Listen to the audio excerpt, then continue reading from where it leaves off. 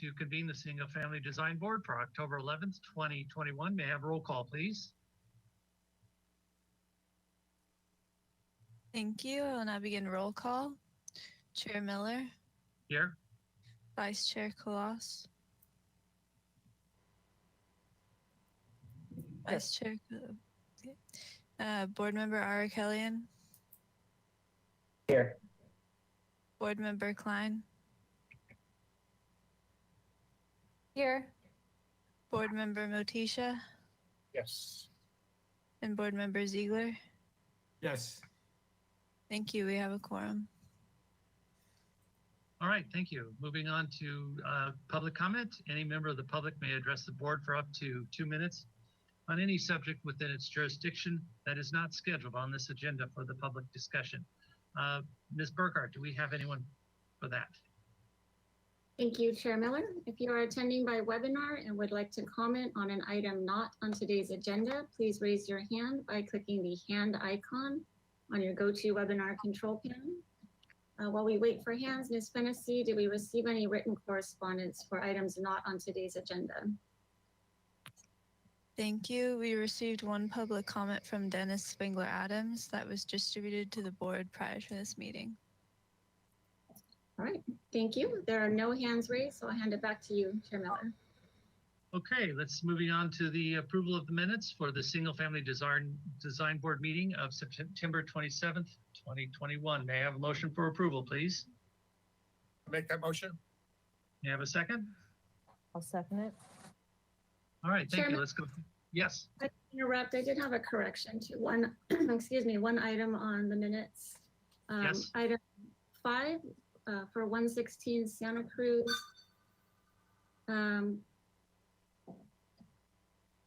If we could edit project design approval, continue indefinitely to return to the full board for final approval with comments, that would be my only edit.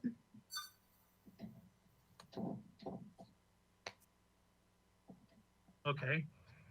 That's acceptable to the maker of the motion and the seconder. We could move on. Did I'm you waiting get that? for Joe to speak to that, but I have no problem with it as the second. Do you accept that change, Board Member Motisha? Yes. I can't see, I forgot. Okay, let's move on through the items.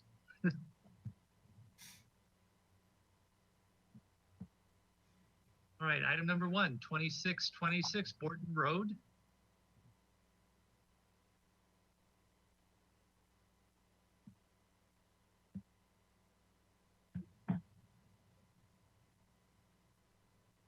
Wow.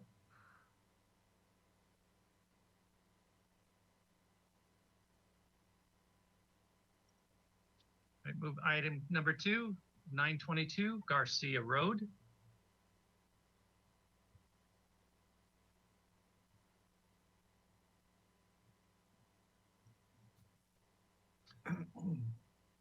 Okay, item number 3, 1821 Gibraltar Road.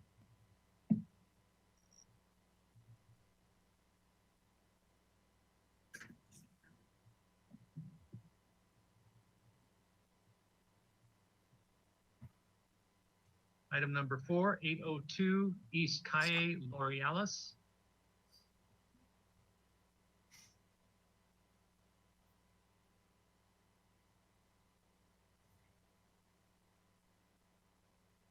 Item number 5, 1116 or 116 Santa Cruz Boulevard.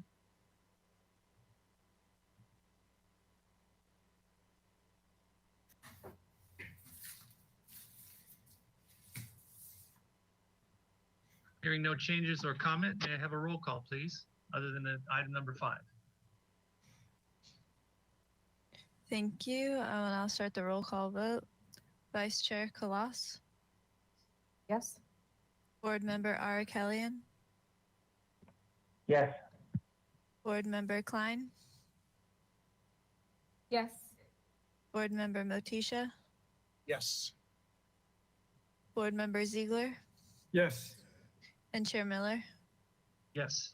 Thank you. Motion passes. All right, thank you. Moving on to item C, approval of the consent calendar for October 4th. May I have an action, motion for approval, please? I'll move. May I have a I'll second? Oh, thank you. Ms. Burkhardt, if we could go through those items? Sure. Item A was for 316 Vista de la Cumbre. The action was for project design approval and final approval. Item B was for 1201 San Andreas Street. The action was for project design approval and final approval.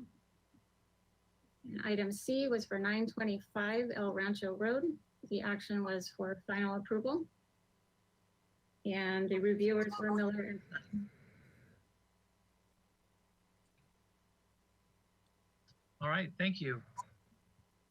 Moving on to today's consent calendar for October 11th, 2021. May I have a motion for approval, please? I'll make that motion. Thank you. And a second? I'll second. Thank you. Ms. Burkhardt? Yes, I do have one correction for this set of minutes as well, Chair Miller. For item 1, You mean item A?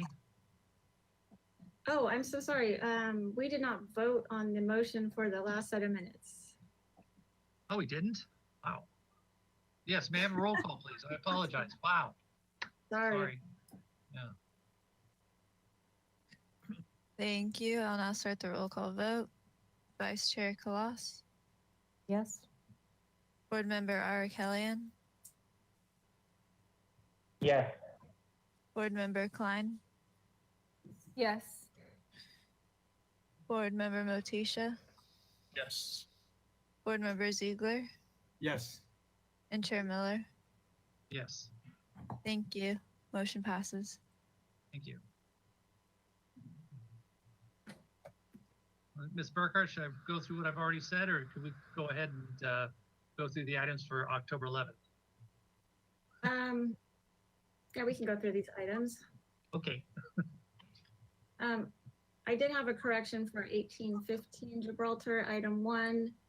I would like that to read project design approval with a return on consent for final approval. That would be my only correction. So item A was for 118 Gibraltar, or the action was for project design approval with comments. Item B was for 517 Scenic Drive. The action was for project design approval and final approval.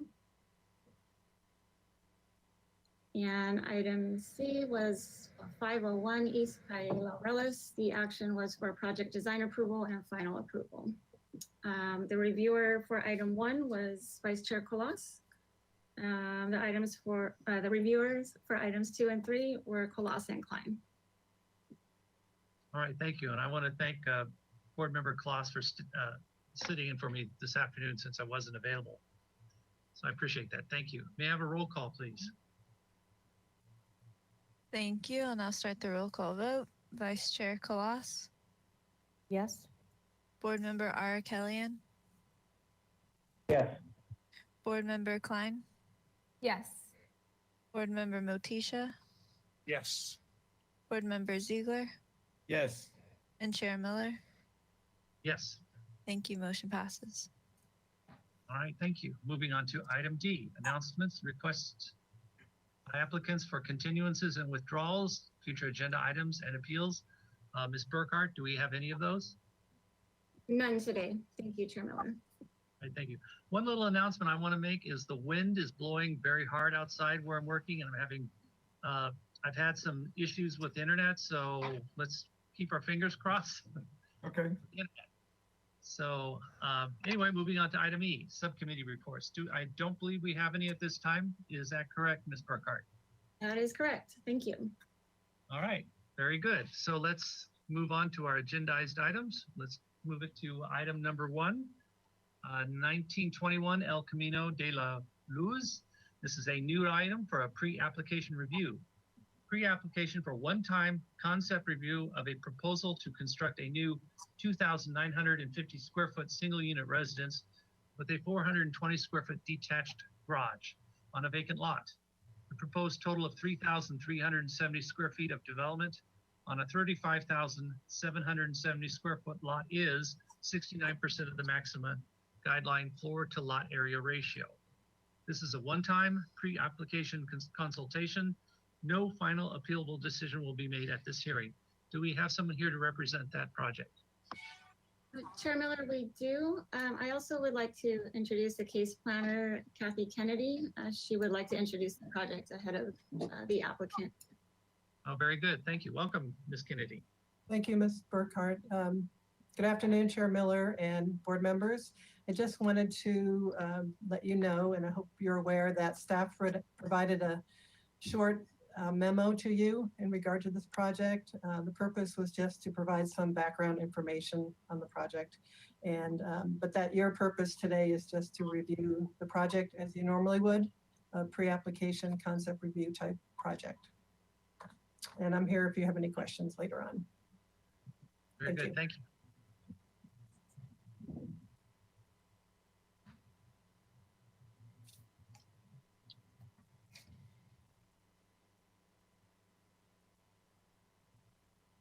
Chair Miller, can we go ahead and start?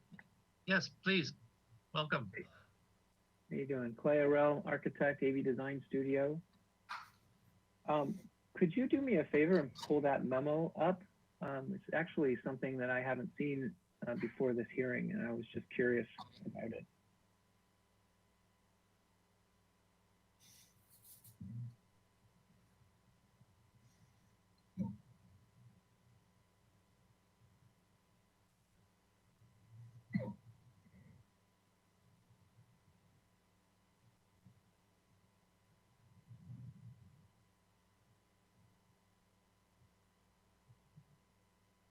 Okay. Is there another page?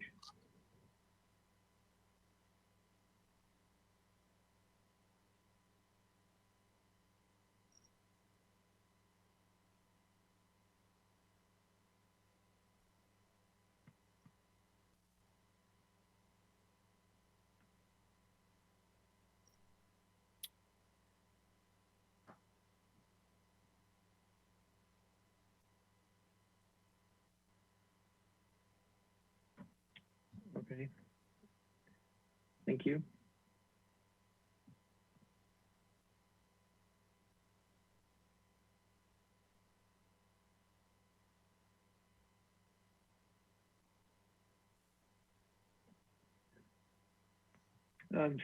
Board member, I'm sorry, Chair Miller and board members, we're here today with this project at 1921 El Camino de la Luz. The project description says that we're here for comments, which is our intention is to look at this project, present this project to you, and with the hopes of receiving comments to move it forward. And we have a piece of property that is part of an old landslide, and excuse me. Our project would be a project that would come in and help stabilize the bank and tiebacks with shear pins and a foundation system that would actually help stabilize the landform that is the result of a 1978 landslide on these properties here. There used to be a home on this particular site, which was removed after it was damaged considerably in 1978. We can go to page 2, please. So we're looking north is to your left on this page. And this is the site survey. So there's 2 driveways that come off of El Camino de la Luz on the left-hand side. The one up on the page is a driveway that accesses this flag lot. So the property goes all the way out to El Camino de la Luz, and there's a parcel behind or in the middle there that is has an easement, an access easement to use the driveway. And then you can see, I can't point to you because you can't see my cursor, but there's a property line sort of running up and down on the page before the grade starts to fall towards the ocean. The coastal bluff is to the right of the page. The property line is effectively on the right-hand side, and then you come up a very steep bluff to the top of bluff, which is roughly around the 50-foot mark, 51 or 52 feet, if I remember. No, it's a little bit lower here. So it's 48. I can barely read this, sorry. But it's right here to the right of your cursor. The rest of the site is vacant from structures. There's considerable vegetation that has grown over the years. There's a tree here in the middle that will be removed as part of our proposal. A couple of things we need to be aware of and understand is the approach of this project is one in which we need to keep a visible sight line from El Camino de la Luz down the driveway and to the ocean beyond. So the house that we've laid out, we'll see in the next page, is really tucked in around the corner. So if you come down the driveway, you'd head left towards the garage. There we go. So coming down the driveway off of El Camino de la Luz, you have a garage to the left, and you have the house steps down the hill. So as we come into the entry level, we're going to have a set of stairs that goes down and an elevator that goes down that's between what's called green roof of the home and the garage on the left to the north. So there's a small elevator in between there.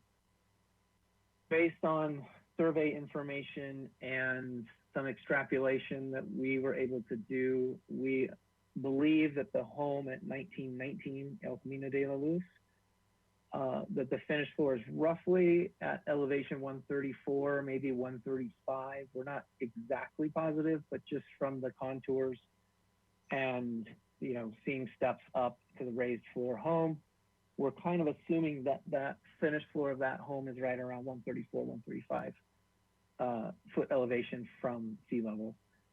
The top of our garage right now is at about 134, being the tallest portion of our project. So we're trying to tuck everything underneath the sight lines from that particular home to the north of our property. And if you zoom out just a little bit, you can see a home to the east of our property, which is up on the page at 1909 El Camino de la Luz.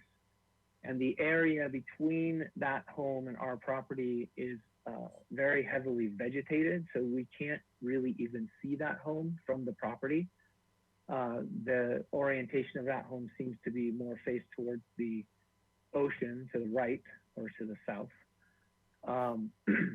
So our home really is designed to not be a visual impact to anybody directly behind us or to the east. And the home at 1927, El Camino de la Luz, would potentially see the garage face, might see the green roof, might see some of the buildings below, but again, is mostly oriented towards the ocean, which is to the right or south on the page. Next page, please. Again, as we studied this, we studied the landform and the building. So you can see going from north, which is the right, to south, to the left, going from right to left. The home effectively steps down the hill as the hillside is descending towards the ocean. We're showing a 100-foot setback from the coastal bluff edge, which is on the left. And we're additionally another almost 100 feet back from there before you hit the pool and the structure. We have a 30-foot height limit per the ordinance, but we're in hillside, so we're 25 feet. And our building is well underneath that by design. You can see how the elevator sort of tucks in. One of the requirements from the owner is to be able to have an accessible home in later years. So the elevator is a big key element for that. But it would be your typical residential elevator that's a little bit bigger for ambulatory needs. Next page, please.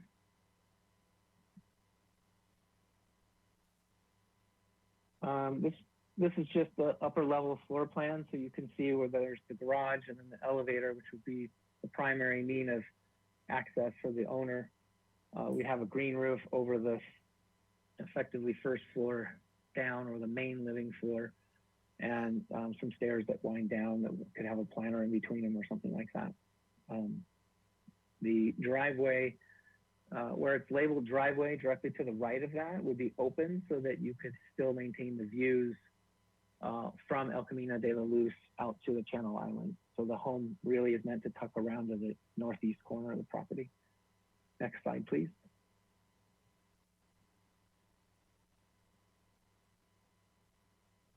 Again, we're here for concept and comments, but the main floor, first floor down, or the main living floor would be designed to have a single floor living. So master bedroom, master bath, kitchen and great room, and other support amenities on that floor with a large outdoor dining area and deck off of the house. Next slide, please.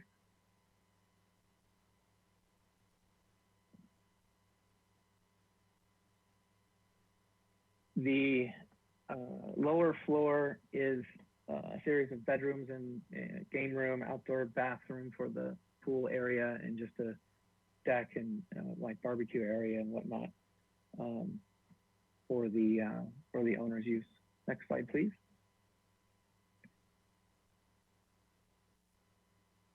This would be the north elevation, so looking towards the ocean and Channel Islands.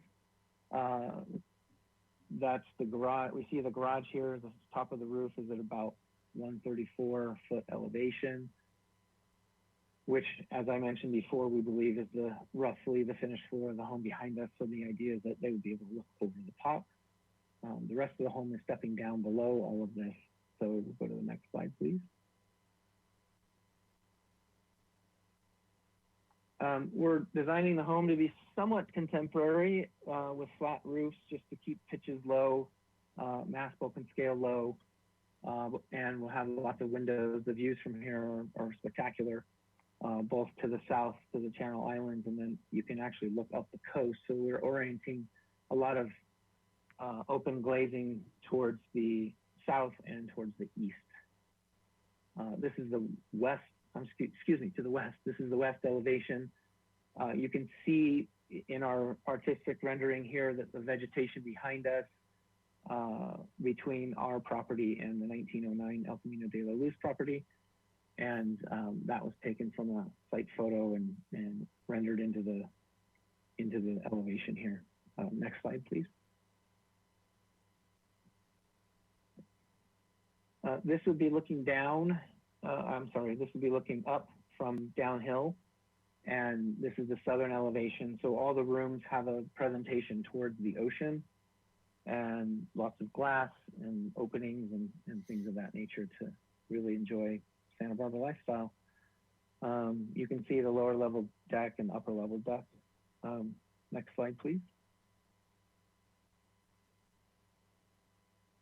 This would be the east elevation, and you can see the back of the garage and the elevator, and then the home as it's nestled into the hillside and stepping down. It's tucked in pretty well on the lower levels. I think we have one more slide. Next slide, please. Just a conceptual perspective view of the home as it's nestled down into the northeast corner of the property. We've somewhat outlined the 1909 El Camino de la Luz structure approximately in that area behind the trees. And we have the 1919 El Camino de la Luz home in the background. But really the home is designed, as I mentioned already, step down the hill, have lots of outdoor, indoor spaces to enjoy the views from there. Again, we're here for comments. I do want to mention that we may have some public comment and people who want to speak on this project. There's a lot of land use things that need to be resolved on this project before it can really go forward. So hopefully we can keep the commentary to aesthetics and design rather than land use issues that may come up, because we're not here for that. We're actually here just to look at the design of the project and how it fits into the site. So thank you very much, Chair Miller, and I'll turn it over to you. Thank you, Mr. Ariel. Well put. Okay. Moving it back to Ms. Burkhardt, did we have any public comment? Thank you, Chair Miller. If you are attending by webinar and would like to comment on this item, please follow the directions on screen and raise your hand by clicking the hand icon on your GoToWebinar control panel. While we wait for hands, Ms. Fennessy, did we receive any written correspondence for this item? Thank you. We did not receive any written correspondence for this item. All right, thank you. There are no hands raised, so I'll hand it back to you, Chair Miller, for a question. All right, thank you. Board Member Kloss, do you have any questions, please? Vice Chair. No, I really don't have any questions. I guess maybe you could talk a little bit about the material finishes on the exterior of the project as you're imagining them to be. That would be, I mean, I think you talked a little bit about the roof and some of the guardrails look pretty articulate, but I don't know what you're thinking of. Concrete, wood, you said kind of modern. Maybe you could just articulate that for us a little bit.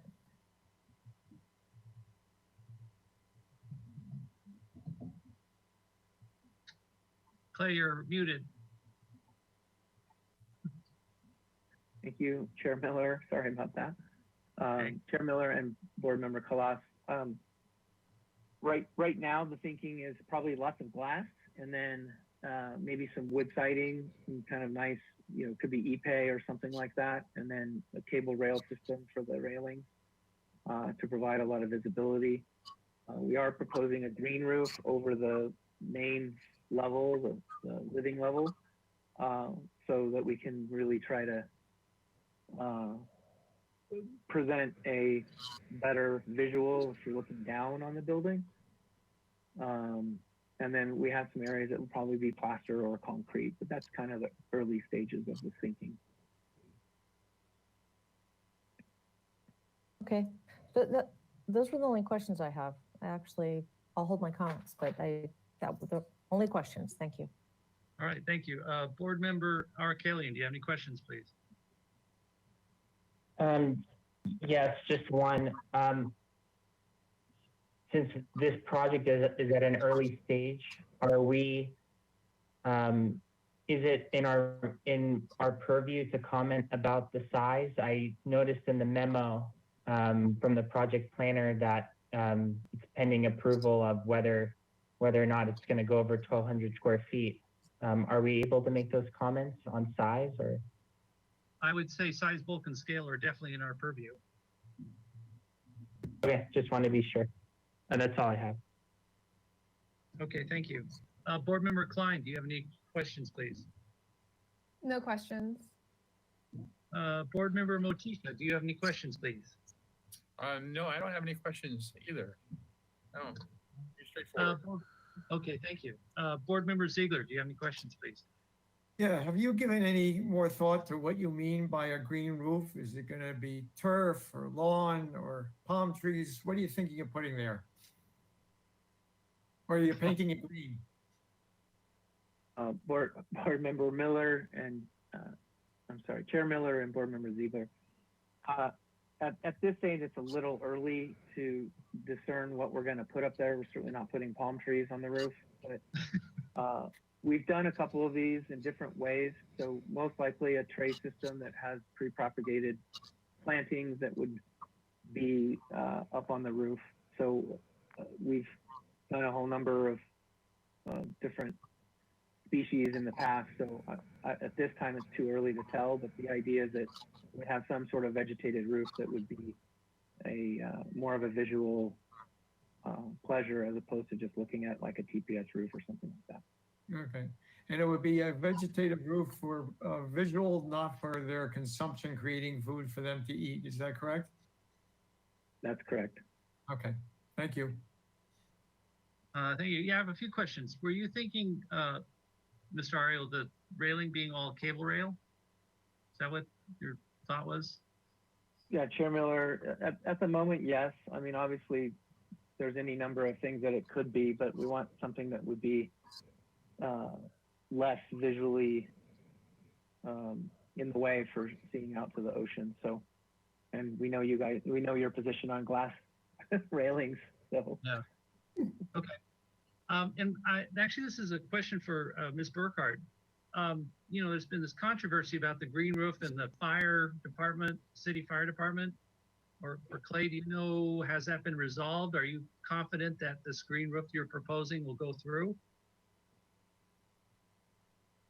Chair Miller, you know, that is a question, right? That's a big question on whether or not the city's going to support it. You know, we're not technically in a high fire area, so there could be an argument that it would be fine. But again, that would be something we'd have to negotiate with fire. Ms. Burkhardt, do you have anything to say about that as well? At this stage, no, I don't have anything additional to add to that. And I'm sorry, the person, I forget her name, that was representing you, does she have anything to say? But I'm just wondering, it's kind of important, I think, to get this early on so that Mr. RL, when they go forward, they're not caught off guard or something. Ms. Kennedy, I believe, is who you're referring to. Do you have any comment on that? Chair Miller, I think the applicant could check directly with the fire department, but it's my understanding that it would be allowed as long as they have the other requirements met. I think sprinkler and that kind of thing that's required. So, but it's pretty early on. We have not done any kind of plan check review or anything on this, but it's good to know definitely in advance. A couple projects where this has been a big snafu, so I want to make sure that it gets kind of teased out early. All right, well, those are my only questions. I'll bring back to the board for comment.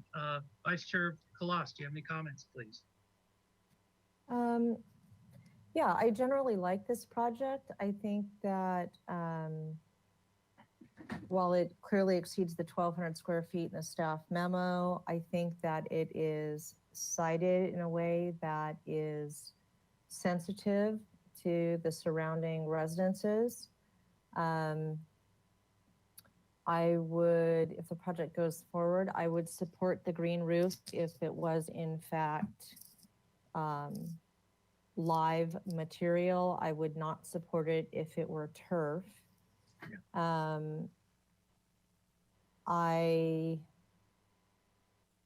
like the idea of Ipe. I know that it's very durable, that it will weather well. There's part of me that would like to see something that would weather down a little bit and not be quite so brilliant over time.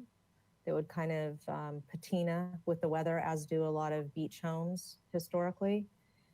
On the, I guess it would be the east side of the home, I'm assuming there would be some significant walls there just based on what I'm seeing in terms of stepped foundation on the west side.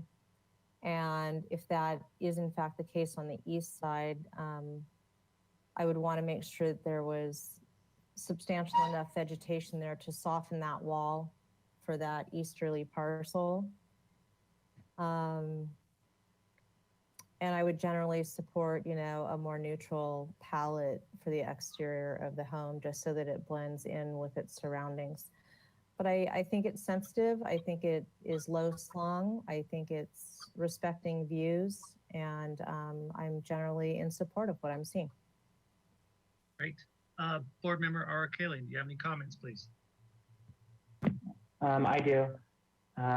Just echoing some of Vice Chair Kalas's comments. I am very supportive of the green roof with live material. I really like how just in this review, there's already, how this building is, very cut into the hillside. It's just, it's not very visible from the neighbor behind. I am supportive of neutral earth tone colors as well. Neutral colors, earth tone colors to blend it more with the hillside.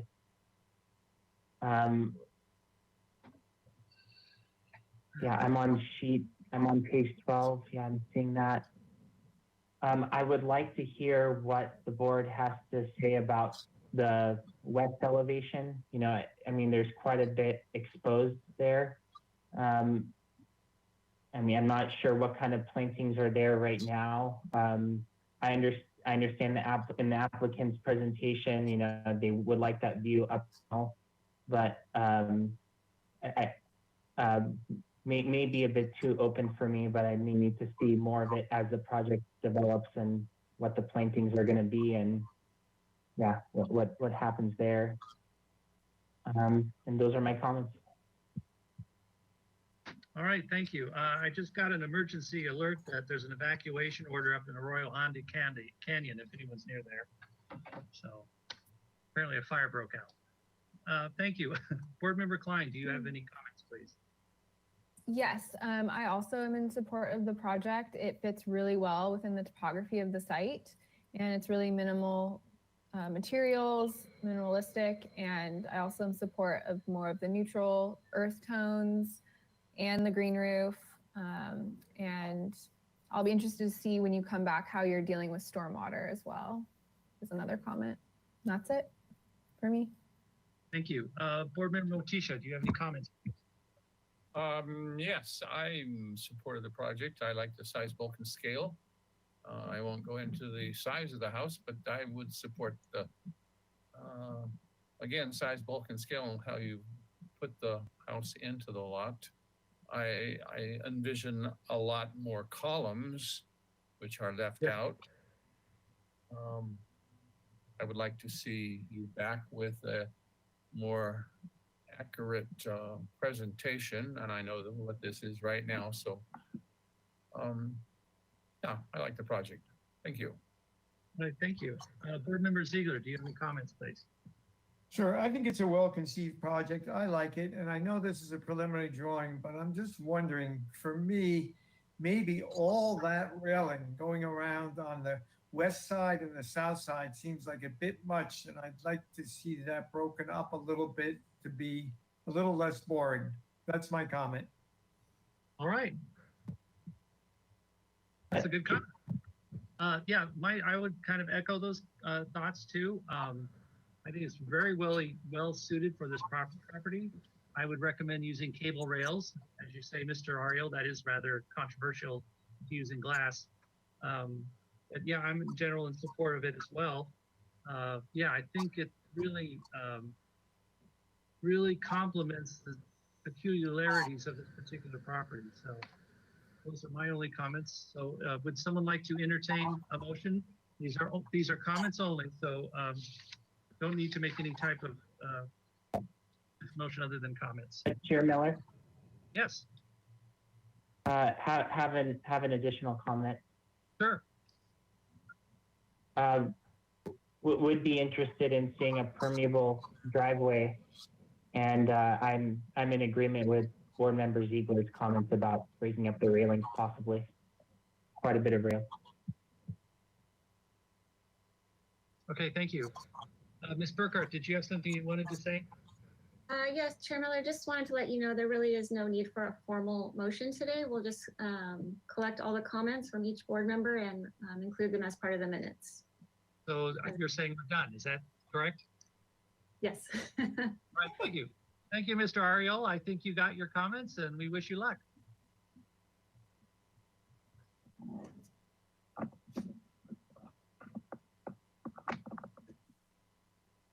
Thank you very much. Have a great day. All right, thank you. Thanks. Okay, moving on to item 2, 318 Ocean Avenue. This is a new item for concept review. The existing site is developed with a 662 square foot single unit residence. Proposal for 156 square foot first floor addition, 750 square foot second floor addition, and a new 449 square foot attached 2-car garage. The proposed total of 2,017 square feet on a 3,896 square foot lot is 92% of the guideline floor to lot area ratio. The project requires staff hearing officer review and approval of an open yard modification. No final appealable action will take place at this meeting. The project will require neighborhood preservation findings. Ms. Burkhart, did you have something you wanted to say?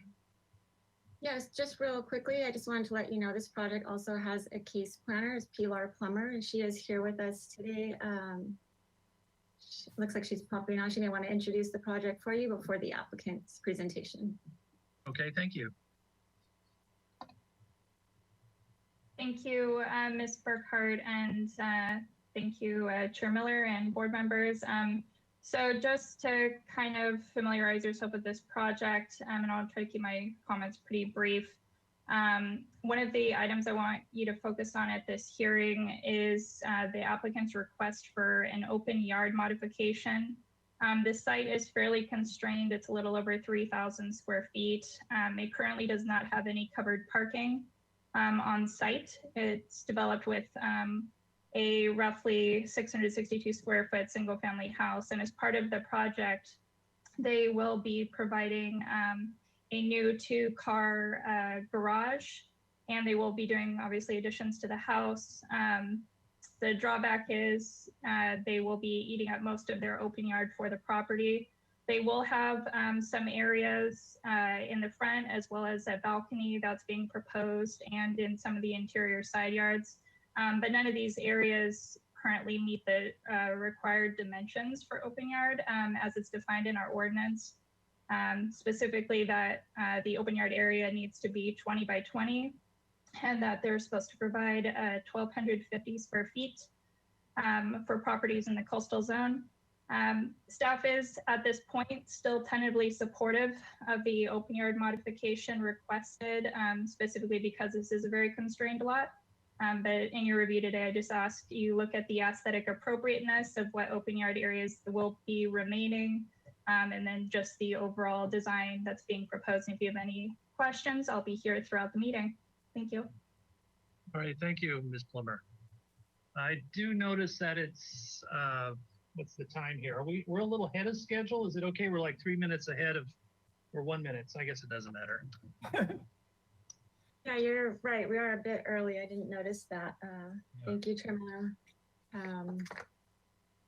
Technically, we shouldn't have started till 3:45. Yeah, I know. But we're a minute. Yeah, it's 3:45, so let's continue. And we'll just roll with it. Thank you. Okay, perfect. Thank you. Do we have a client here to represent the project? Yes, I'm trying to get in here. Are we good? Here we go. Yes. Hi, welcome. Hello there. So, We'd like so you can all hear me? Yes. Yes, we can hear you. Okay, great. Hello. So obviously this one kind of speaks for itself. It's a tiny lot, as Pilar just mentioned. We've got a couple of easements on both sides of the lot to the north and south, or east and west. We're kind of at an angle here.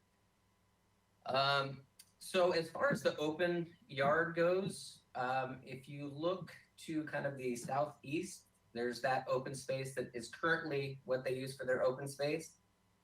Because where the 2-story addition is where they park. So there's really not any open yard that conforms. So what we've done here is they've got currently it's a single bedroom residence, tiny obviously, and they just had a young one, so they would like to add, of course, at least 1 bedroom, but we were able to fit 2 on top of a 2-car garage, which was not mentioned in the first part. Is that we had, through transportation, they tentatively approved lessening the interior width of the garage by 9 inches, and they were in support of that at the initial stage. But the depth is more than adequate for the parking space. So anyway, what we're doing is this addition is essentially taking up the space where they would have parked their cars. So it doesn't seem like we're really taking away any of the open yard space. So if we want to go to the next sheet, I guess you don't really need that one. So the floor plan sheets, I guess number 4. So this is just describing the open space and what is and is not there. So you can see on the left side there, it's all just existing parking. And then we are putting the 2-story addition right above where that parking is currently. Okay, we can go to the next one. That is the existing structure. As you can see, it's pretty tiny. So most of our demo is just where we're kind of tying into the existing building. So we can go to the next.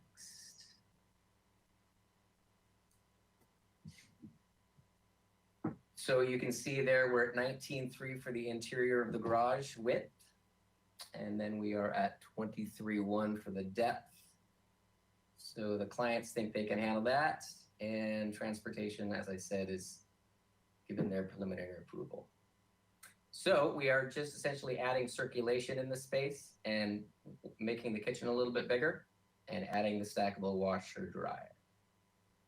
And we can go up to the next page.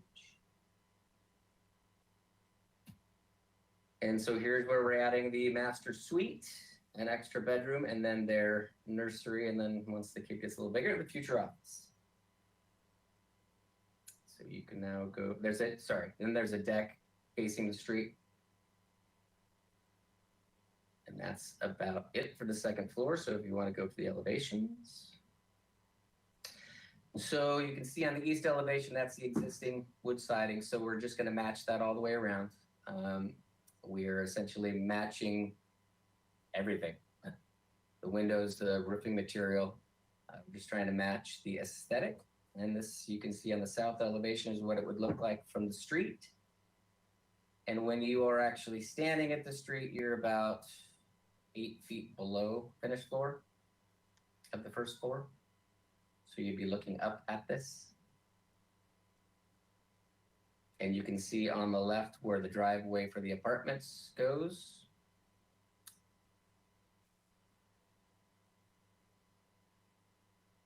Okay, we can go to the next.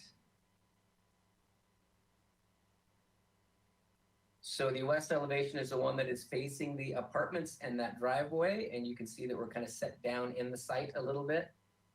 I tried to break that up kind of as much as I could on this elevation for the west. But it's not certainly my favorite elevation of the 4.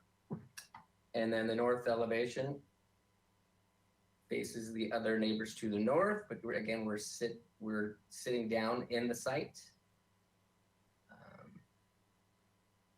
That's about it for the presentation. Mr. Stewart, do you want to go through the photos? I think they're the last couple sheets include the photos of the house for context. Yeah. So the upper left, you can see that's the house right there with the porch and the planting out front.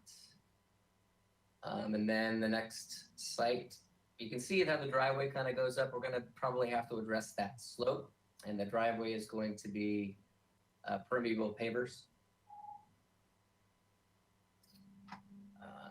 And you can see in the other photos, you can see the siding that would be matching and the windows.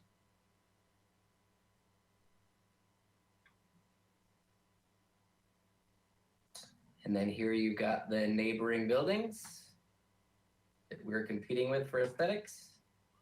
So you can see the apartment complex. The first one there is up towards Cliff. And the next photo, neighboring property to the north, that's going up that driveway where the easement is. And then the next one is actually a single family residence, and that's on the coastal side. So you can see what the other two are just across the street, straight across.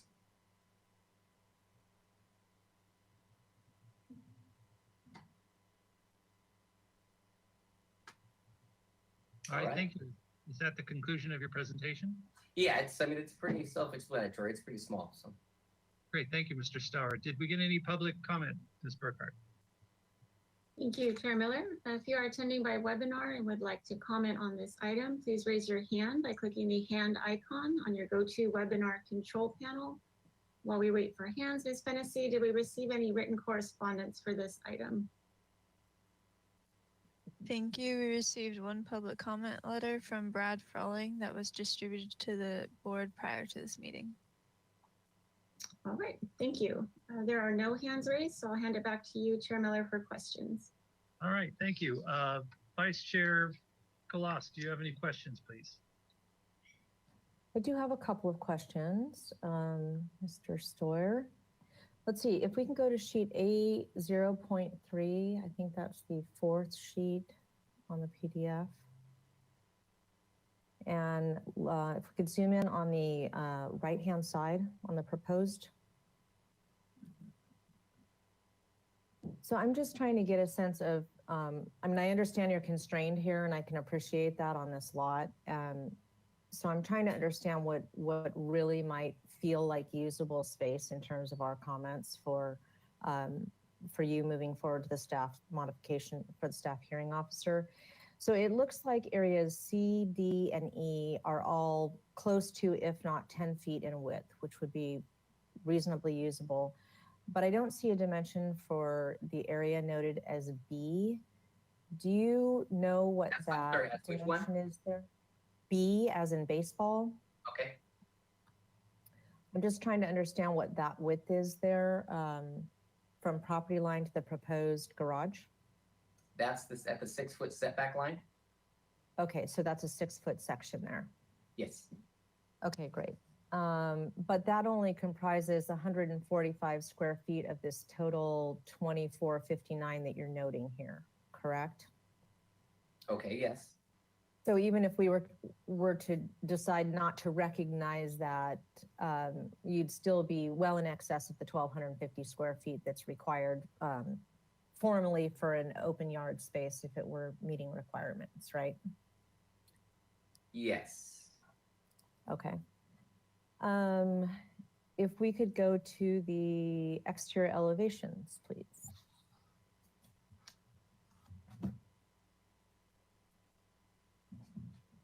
I was interested in knowing what the plate height is of the first floor that the second floor is built upon. 10 feet. That's the existing plate. That's the existing plate height of the existing home. So you're just matching that. Yeah, so the second floor, just kind of because it goes over the existing building for part of it, that's what set my finished floor. Okay, that's helpful information. And I think you're just, when I looked at the plans, it looks like you're just proposing to match existing colors and finishes. Is that correct? Correct, yes. Okay. And then could we go back to the site plan just real quickly? Last question, because I did not get to drive by this. Is there an existing fence along the side property line to the, I'll call it the east? It looks like it says new 6 foot wood fence, I apologize. And then an existing 6 foot fence on the east, is that correct? There is an existing fence there, yes. They're just gonna move it to the property line. They bought the house, and whoever had placed that previous fence there didn't know where the property line was. So once we had it surveyed, they would just like to capture that space. I completely understand, been there. Okay, those are my only questions. Thank you very much. Okay, thank you. Board Member Arakelian, do you have any questions, please? No questions. Board Member Klein, do you have any questions, please? Yeah, are there any trees being removed? Is there any new landscaping being proposed? There's no landscape being removed, and there is nothing proposed in this plan now. Okay, that's my only question. Yeah, and I guess in comment to that, there probably will be some landscaping on the street side, but as far as behind and on the side where that's going to be essentially their open space, there probably will not be much proposed there. So that, if that helps. Yes, thank you. Board Member Motisha, do you have any questions, please?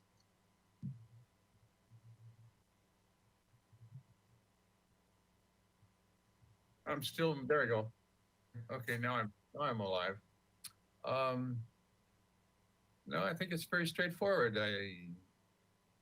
55 years ago, I lived on that street and I remember the house. Yeah, I don't have any questions at this time. Thank you. Wow, thank you. Board Member Ziegler, do you have any questions, please?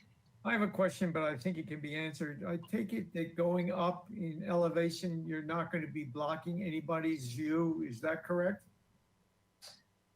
I have not done a section all the way through all the neighboring houses. I mean, obviously, if we're going up to a second floor, we're probably going to block a partial view, at least of somebody.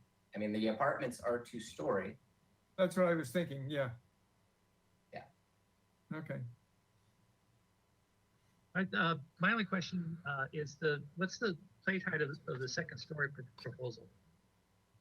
That's at 10 feet. So the existing plate for the existing residence is at 10 foot. So I'm just matching that so that we can go over the top of the existing structure for where the second story goes over the roof line of the existing. Well, yeah, second story plate height is 10 feet as well. Is that what Oh, you're sorry, saying? no. That's 8 feet. I'm sorry, Okay. I misunderstood. I thought you were asking for the finished floor. I got you. Oh, I got that. Thank you very much. Okay, yeah, that was my only question. I'll bring it back to comments. Vice Chair Colas, do you have any comments, please? Let's see. I can support this project because for the modification for the open yard space, because I think it's a highly constrained parcel. And I think that what's being proposed is relatively modest and is in keeping with the existing character of the home. Kind of like the idea of the Mediterranean house next door and this sort of little colonial house next door. It feels very Santa Barbara to me. I think the fact that there's an 8-foot plate height on the second floor shows some sensitivity to height and massing. I have a little bit of a hard time with the 6-foot section being included in a calc for the open yard space, just because I think that that'll end up just being circulation area. It won't really be used very much for true open yard usable space. I would like to see some sort of landscaping improvement to the streetscape. And I think those are my only comments. All right, thank you. I want to go back to a real quick, I have a question I forgot to ask Pilar on the visibility triangle. Maybe you could answer to Mr. Stour. Isn't it 10 by 10, not 10 by 20? Is there a reason why it's 10 by 20? Visibility triangle? I must have just been going on autopilot. Oh, okay. So that's, Either way, we've got the 10 by 10. so that, is that correct? Ms. Plummer, it's 10 by 10, right? So it's the drafting. Typically, Chair Moore, it is 10 by 10. However, if there's not a sidewalk, at times it is looked at as 10 by 20. In this case, there are portions of the street that do have 10 by 10. So, I mean, this would just get looked at as part of our completeness review prior to going to the staff hearing officer that needs to be corrected. But they do have that area. And there is no sidewalk there, sorry. Yeah. All right, thank you. All right, bringing it back to the board. Sorry about that. Board member Ari Kaling, do you have any comments, please? I do. I do like that the balcony is facing the street, and it's along the south elevation only. I do like that it's following the existing architectural style, just being consistent. I do like that the second story addition is towards the back of the property. I'm on page 8 right now, A3.1.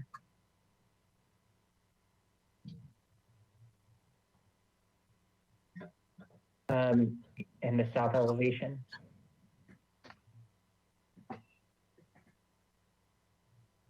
So the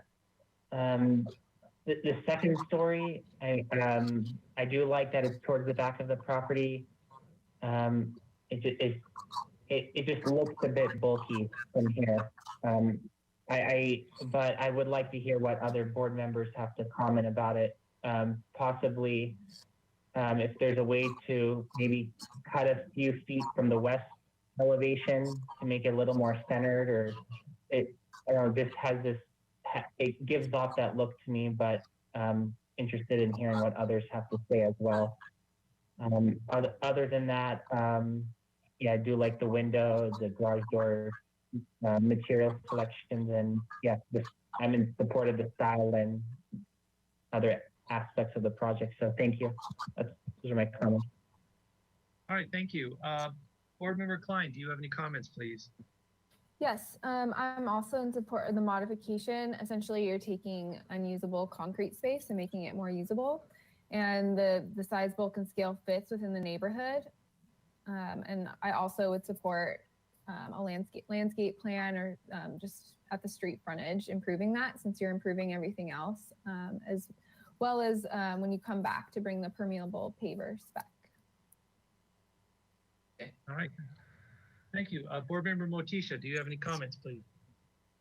I'm in support of the project. I like it. It's very simple. I think it fits into the area, size, bulk, and scale, because we do have a 2-story apartment building next door, which is higher than it. Because we're setting this down, looks like about 4 or 5 feet, 4 feet, at least 4 feet on the east would be east, west would be west elevation. Yeah, nice. Thank you. All right, thank you. Board Member Ziegler, do you have any comments, please? No, it seems like a simple project with very few complications, so I'm on board. Thank you. All right, thank you. The only comments I have, and kind of a follow-up to what Board Member Arakalian was talking about, the massing of the second story. And my thought was, if you wanted to soften the bulkiness of the second story, is to change that roof to a hip roof. And I've seen many colonial homes where the first floor roof lines were gables, and then the second floor were hips.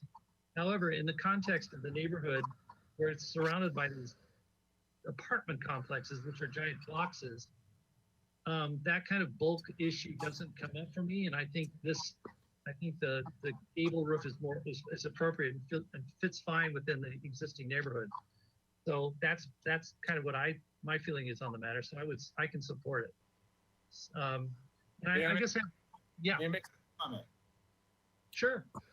I think the fact that the second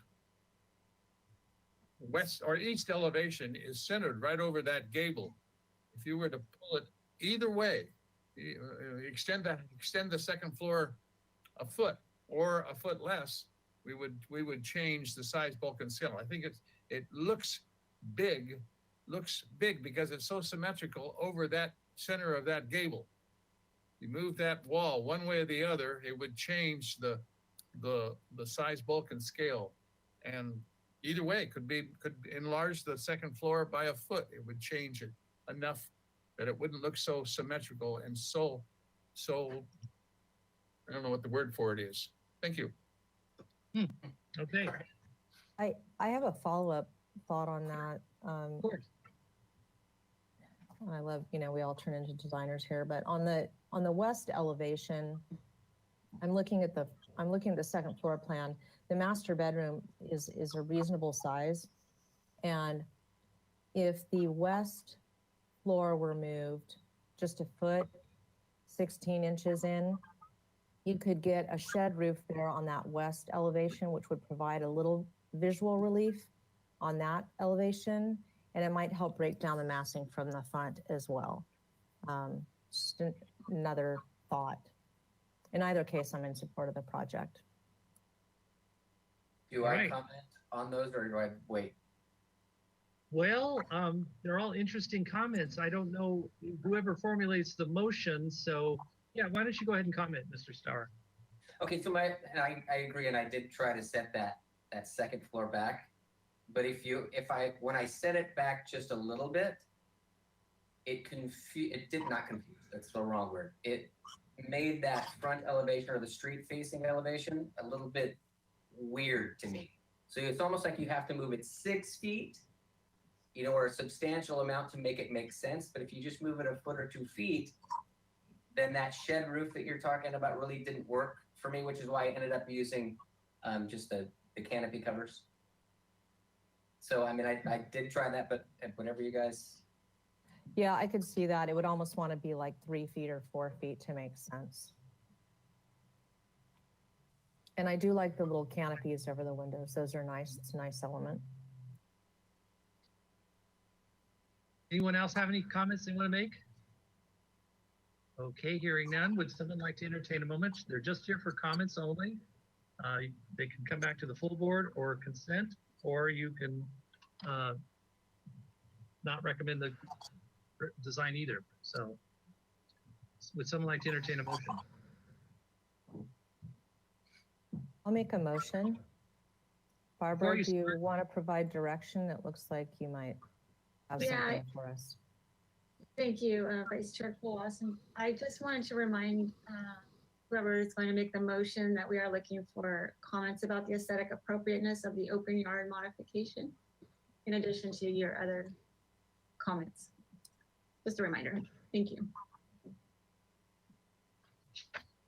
Okay. So I would make a motion that the project be continued to the staff hearing officer with the following comments. That the board generally feels that the size, bulk, and scale of the project is compatible with the neighborhood. There are minor suggestions that the board makes in regards to the possibility of stepping back or offsetting the second floor to soften the massing. The board is in support of the modification to the open yard space, given the fact that the majority of the bulk is immediately adjacent to the easement, and that the area which remains open for use on the parcel more closely relates to the existing home and the one-story mass.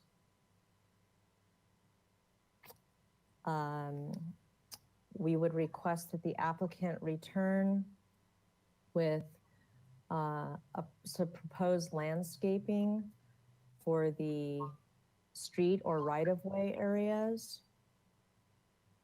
And didn't make this comment earlier, but I'm going to add it to the motion that the applicant consider the nature of the guardrail on the second floor and provide a detail for our review, as well as final colors and finishes when they return to the board. That would include any lighting for the project.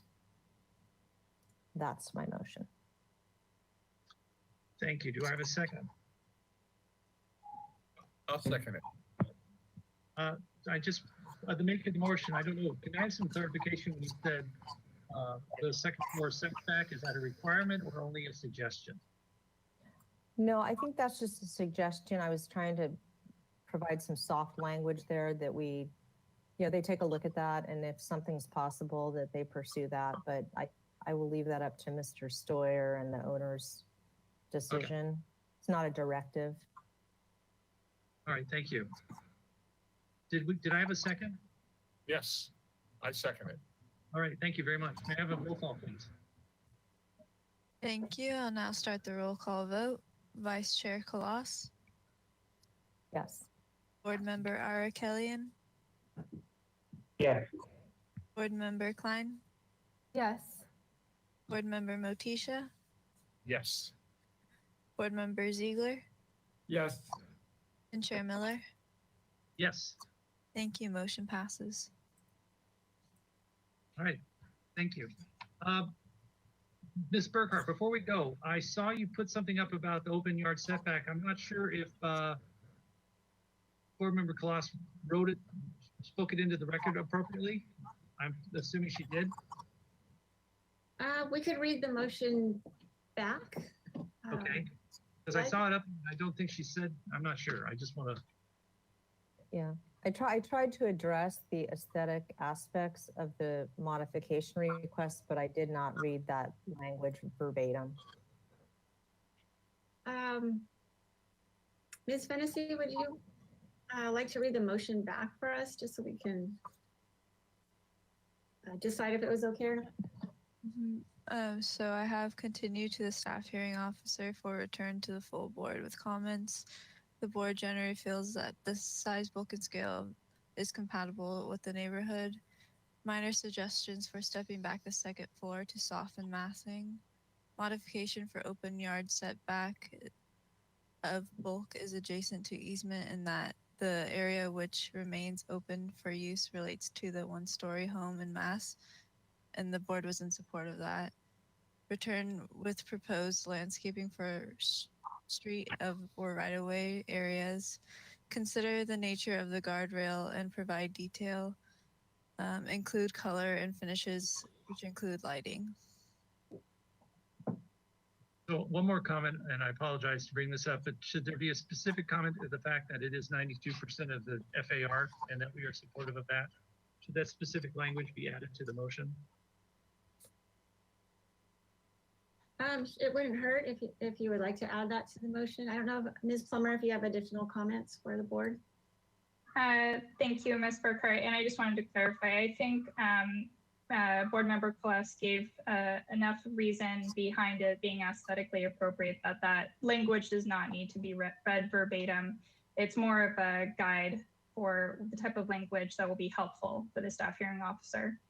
So we're, as terms of staff's review, I think we're fine with that. And then I'll leave it to you regarding the FAR percentage. Thank you.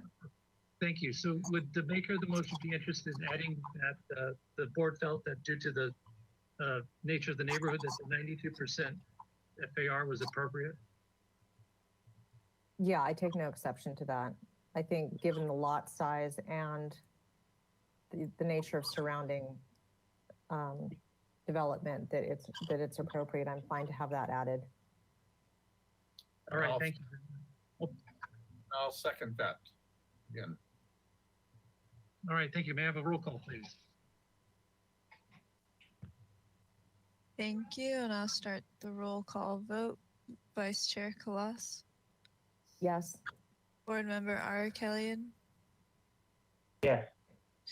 Board Member Klein, Yes. Board Member Motisha, Yes. Board Member Ziegler, Yes. and Chair Miller. Yes. Thank you. Motion passes. All right, thank you. Thank you, Mr. Starr. Look forward to seeing you coming back. All right, thank you. Appreciate it. All right. Well, seeing that we're ahead again, you guys are doing a great job. So our next project is on the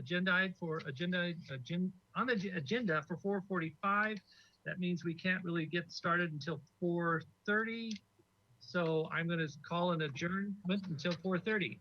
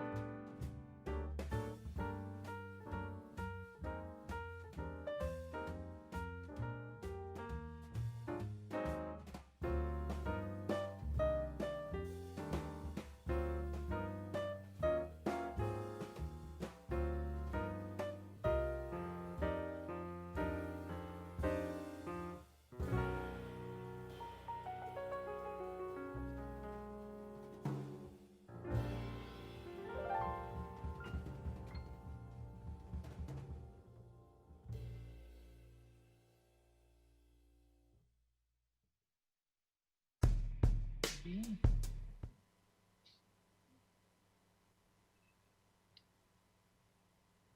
Okay, moving on to item number 36, Rincon Vista Road. This is a continued item. Concept review. This is slide of 1 of 2. The proposal for the demolition of an existing 2,225 square foot, 3-story single-family residence and construction of a new approximate 3,470 square foot, 3-story single-family residence and alterations to the existing attached approximate 442 square foot 2-car garage with a new approximate 40 square foot trash enclosure attached to the garage. A new pool is also proposed as part of the project. The project requires staff hearing officer review and approval of a front setback modification to allow the garage and trash enclosure to be located in the required front setback. An interior setback modification to allow the garage, trash enclosure, and portion of the residential addition to be in the required interior setback. And an open yard modification to allow the required open yard within the secondary front yard. The proposed development is total of 3,733 square foot feet on an 2,095 square foot lot is 85% of the maximum guideline FAR. No final appealable action will be taken at this hearing. Project requires neighborhood preservation findings and hillside design district and slope lot findings. The project was last reviewed March 1st, 2021. Do we have minutes from the previous meeting to read into the record? If Vice Chair Kolas, could you please read the minutes? Yes, Chair Miller. The motion at the last board meeting was that the project would be continued indefinitely to the full board with the following comments. 1, that the applicant consider redesigning the project or change the relative elevation of the home to reduce the grading in a manner that is sympathetic to the topography of the neighborhood. 2, the board is not in favor of the standing seam roof. The board would like to request the applicant to return with site sections showing existing massing relative to the proposed project. The section will superimpose, I think it's supposed to say the section will superimpose the new project over the existing section of the home so the board can see where existing floor levels are in relation to proposed floor levels. 3, the applicant shall provide a preliminary landscape plan. 4, the board recommends the applicant considers modifying the nature or style of the home to be more reflective of Santa Barbara's Spanish colonial heritage and or a hybrid approach to a farmhouse ranch hacienda style. 5, identify the trash area that the board will need to make a minor zoning exception decision on. 6, provide a design section and elevation of the pilasters by the driveway. And 7, document anything related to the modification that the staff hearing officer and single family design review board need to make comments upon. The motion was made by Kolas, seconded by Sweeney, and it carried unanimously. Thank you. Ms. Burkhart, do you have anything you would like to share? Just real quick, I wanted to let you know that this project also has a case planner, Stephanie Swanson. She is here with us. Should you have questions after the applicant's presentation. All right. Do we have an application represented for this application? And if you could please go through the specific items on the minutes and how you address those, that would be helpful. Hi, am I on? Yes. Okay, great. I'm Lauren, and it's good to be back before the board. We know there's been a few changes to the members since our last meeting, so I hope it's okay for me to assume that the new members have reviewed the footage and we can use our time allotted to primarily discuss the changes to the project since then and the ways we've studied and incorporated the comments from the board onto our revised proposal. In order to move quickly and efficiently through the comments, I hope it's okay. I'll be addressing them a little out of order just because there's some overlap with the comments and our solutions, but I will cover all of them and hopefully we can clarify any of the ways we've addressed them during the Q&A portion. I'd also just like to note that we have reviewed all of the public comments and I want to thank the neighbors for taking an interest in our project. Unfortunately, time won't allow me to address every concern that they raised. However, I will attempt to address as many of the comments that are applicable to the purview of the design board as I can. Comments relating to the location of the structure on the parcel and its overall height were reoccurring in both the public comments as well as in the comments from the board. And I want to assure the board that we took great care to consider and now reconsider the placement of the structure on the parcel and ways to decrease the overall height. Quickly, to share a little backstory with some of the new members, we initially spent months working out potential designs that were completely conforming to the setbacks and design standards with no modifications. We worked with soil engineers and did extensive studies on ways to move the development further south on the parcel than the existing residents. Yet due to the existing site constraints and slope of the parcel, which is calculated at more than 20% within the first 50 feet of the parcel line, front parcel line, and gets just only steeper towards the south, it just wasn't really feasible. We were unable to make the turnaround at the bottom of the driveway for the cars, and the required retaining wall heights and associated grading were prohibitive of that approach. One of the public comments suggested that we might not have considered the impacts to the neighbors, especially in regards to how rebuilding the garage could afford us the opportunity to relocate it. And just wanted to say that couldn't be farther from the truth. We've been very conscientious in our design process, and we're cognizant of how moving the structure further south would have directly impeded the views for the westerly neighbor. So with the existing site constraints that we touched on and the negative impacts to the adjacent parcels, it became apparent that the existing location of the garage, which was previously approved through a zoning modification, was the best solution for the footprint. So we then wanted to approach the project from a perspective of finding ways to improve the safety of the vehicular traffic at the road. We were able to achieve this by relocating the garage door off of the street and onto the parcel, adding a driveway and removing a portion of the residence that was located within the front setback. Since our last meeting, we have also studied additional ways to minimize the presence of the garage and residence at the street. One solution that we were able to implement was to lower the finished floor of the garage by 1 foot from its current elevation, which also translated to a 1 foot lower elevation for the residents as well. We had wanted the finished floor of both to be even lower at 2 feet below the current garage finished floor elevation and on the same plane.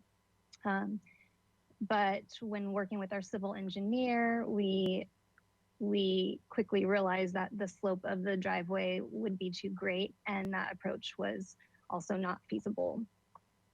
But lowering the development in conjunction with some additional revisions made to the retaining wall locations and heights at the south side of the parcel did result in a dramatically different cut fill amount. The proposed total net fill estimated is about 420 cubic yards, which compared to our previous estimations of more than 2,500 cubic yards of total net fill is significant. And furthering our consideration of the neighborhood impacts, we also had a fortunate opportunity by a potential buyer of the house directly across Rincon Vista to review the project from their deck. And when we were up there, we took a photo and created a photo simulation of the new development as compared to the existing, and decided we wanted to further reduce the overall height so as to preserve their neighbor views as well. And so we also took the opportunity to adjust the roof pitch. So all in all, since the last review, we have reduced the overall height by approximately 2 feet. And if we... Can we go through the plans while you're speaking? It would kind of be helpful. I don't know. Yeah. Yeah. Definitely. I was actually just going to direct us to drawing 1 on sheet A 2.0.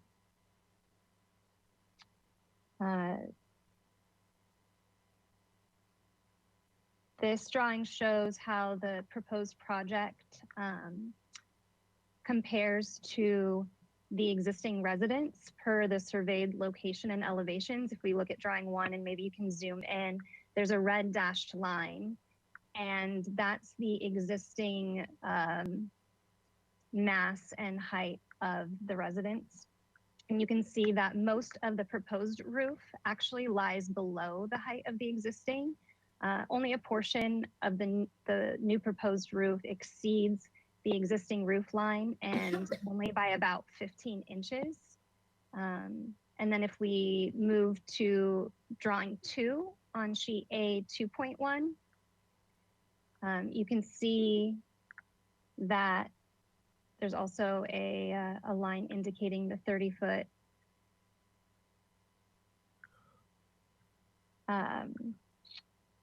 well, we can see that the overall height is well below the 30-foot allowed, because the max height is approximately 26 feet 9 inches at its highest point from the finished grade. And then the site section on sheet T 3.0 overlays, it'll be towards the top or towards the beginning of the set. This also shows the outline of the existing residence. We think this visual really captures how the overall massing of the new development has been set back from the road as compared to the existing structure, especially drawing number 1. And I'd also like to note at this time that the requested section elevation of the pilaster is also shown on this drawing 1. I think that was originally requested though, because we wanted an MZE for an overheight pilaster, and we are no longer proposing a non-conforming pilaster. So we can move on to the renderings, perspective renderings on sheet A 2.3, and addressed the, we really looked at the design compatibility with the neighborhood. I know there were several comments made suggesting a Spanish style to fit in with the surrounding homes. And we surveyed the surrounding homes and noted that although some of them use some of the more typical Spanish materials like plaster and clay tile roofs, that the overall architecture was not really demonstrative of historic Spanish style. And since we're not in a historic design district, we didn't feel that that approach was appropriate to the project and our programming requirements. With that in mind, we did take the material suggestions to heart and dedicated time to the further refinement of the overall design and material selection. We have additional placements of stone for added color and texture. We made alterations to the stair tower and the upper level bedroom glazing, resulting in a style that we feel is appropriate for the neighborhood and more in keeping with the Santa Barbara design guidelines. Additional care was also taken to utilize our choice in material as a way to minimize the visual impacts of some of the portions of the structure in the front setback. We can see on drawing 4 how the natural finish material of the Santa Barbara stone at the garage really helps to minimize the presence at the front lot line, helps blend into the natural landscape. The board also had mixed feelings on the proposed roof material, and we have since surveyed the neighborhood and actually the entire Riviera, as well as studied the visibility from the downtown waterfront area, and concluded that the choice of standing seam is both appropriate and preferred with consideration to the style, fire resistance, solar panel compatibility, maintenance, and structure. Comments from the board are requested for the 3 proposed modifications. And sheet A 1.1 provides visual representation of the requested front and interior setback modifications for the garage and included trash area, as well as the portion of the bay window in the kitchen. We touched upon how the existing garage location was previously approved with the zoning modification due to the existing site constraints. And the slope And since the proposed alterations of the garage improve upon the safety of the vehicular traffic on the street, and the overall footprint and massing of the structure in the front setback has been reduced, the staff is currently supportive. We also considered that locating the trash enclosure within the garage allowed for a smaller footprint and a more diminutive design. We were able to continue the material and roof sloping of the proposed garage and still provide adequate access for the pickup days of the trash while setting back the enclosure from the road. The placement of the bay window encroachment looks out to the adjacent undeveloped parcel, which we can see on the site plan, sheet T 2.0, which is also owned by David and Janice, the owners of 36 Rincon Vista.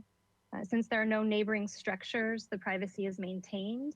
And also not shown on the site plan is a rather large oak tree that's right adjacent the bay window, and that will remain and provide privacy and seclusion from any further development on 40 Rincon Vista Road. And then also requested is an open yard modification, and that's more due to the formality of the zoning ordinance for through lots. The open yard does meet the requirements for minimum size and is located outside of all of the setbacks. It's just in the secondary front yard because it's a through lot. We wanted to leave enough time for the landscape architect to also share their design, since it's really integral to the success of our project. So I'm going to leave the last 3 minutes for our landscape architect. Thank you. This is I'm with CJMS. I want to walk you through sheet L1, please.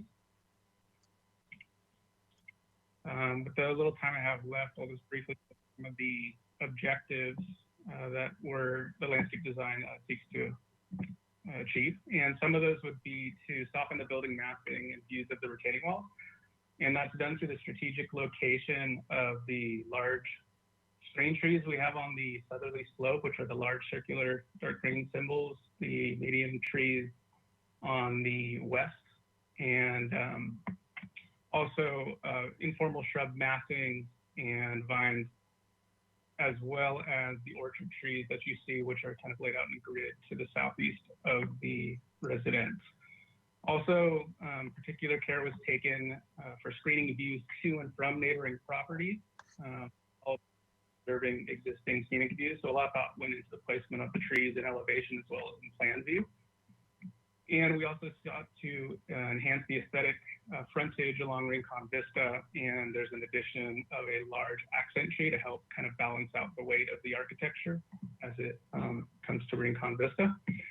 Other items, we have about a minute and a half, other items to address functionally and programmatically would be providing usable and permeable outdoor garden spaces for the family, using dry stack boulder retaining walls south of the property, landscape timber steps, and decorative crushed rock, all which are indicated in the imagery to the left of the plan. Some of the spaces you'll see below the pool are a covered seating area with overhead trellis. On the upper terrace, there's a lower terrace with an edible garden, raised bed, small water feature separating those, and an orchard to the right, to the east of those spaces.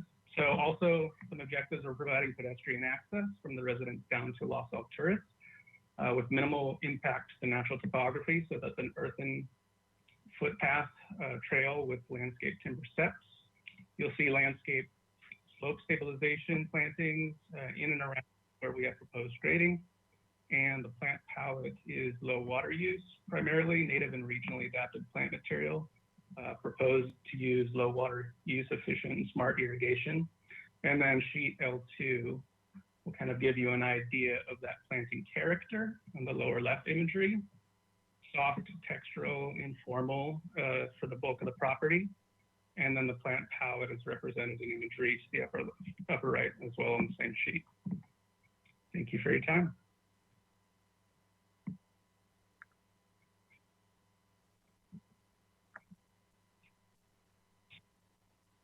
All right, thank you. Ms. Burkhardt, did we get any public comment, please? All right, thank you, Chair Miller. If you are attending by webinar and would like to comment on this item, please follow the directions on screen and raise your hand by clicking the hand icon on your GoToWebinar control panel. While we wait for hands, Ms. Fennessy, did we receive any written correspondence for this item? Thank you. We received 5 public comment letters that were distributed to the board prior to this meeting. All right, thank you. We do have one hand raised. I would like to call on Michael and Ruth Ann Collins. I'm going to unmute you. Your mic is live. You have 2 minutes to speak whenever you're ready. Good afternoon, board members. My name is Michael Collins and my wife Ruth Ann is here. We live at 20 Rincon Vista Road, just up the street from 36 Rincon Vista Road. We've lived there since 1972. We've submitted some written comments that I hope your board members have a chance to look at with some pictures. So I won't go into those now. I just have one additional comment regarding health and safety, concerned with the location of the garage. And it has a sort of a historical perspective. As you all know, that area had burned extensively in 1977 with the Sycamore Canyon fire. All the houses in the neighborhood burned. There's a picture in my presentation of a view from the sky of the Rincon Vista Road, and the fact that only 36 Rincon Vista Road is the only property remaining. In the fire of 2008, the T fire, the house at the end of the street, 50 Rincon Vista Road, burned, but none of the other houses on Rincon Vista Road burned. And the reason for that is that there's a fire hydrant across the street from the garage, maybe 30 feet east. And that's where the fire truck staged and the workers staged. So it's a critical area for fire suppression. And with a fire truck there, there's a picture I show you of looking west with the garage and the narrow street.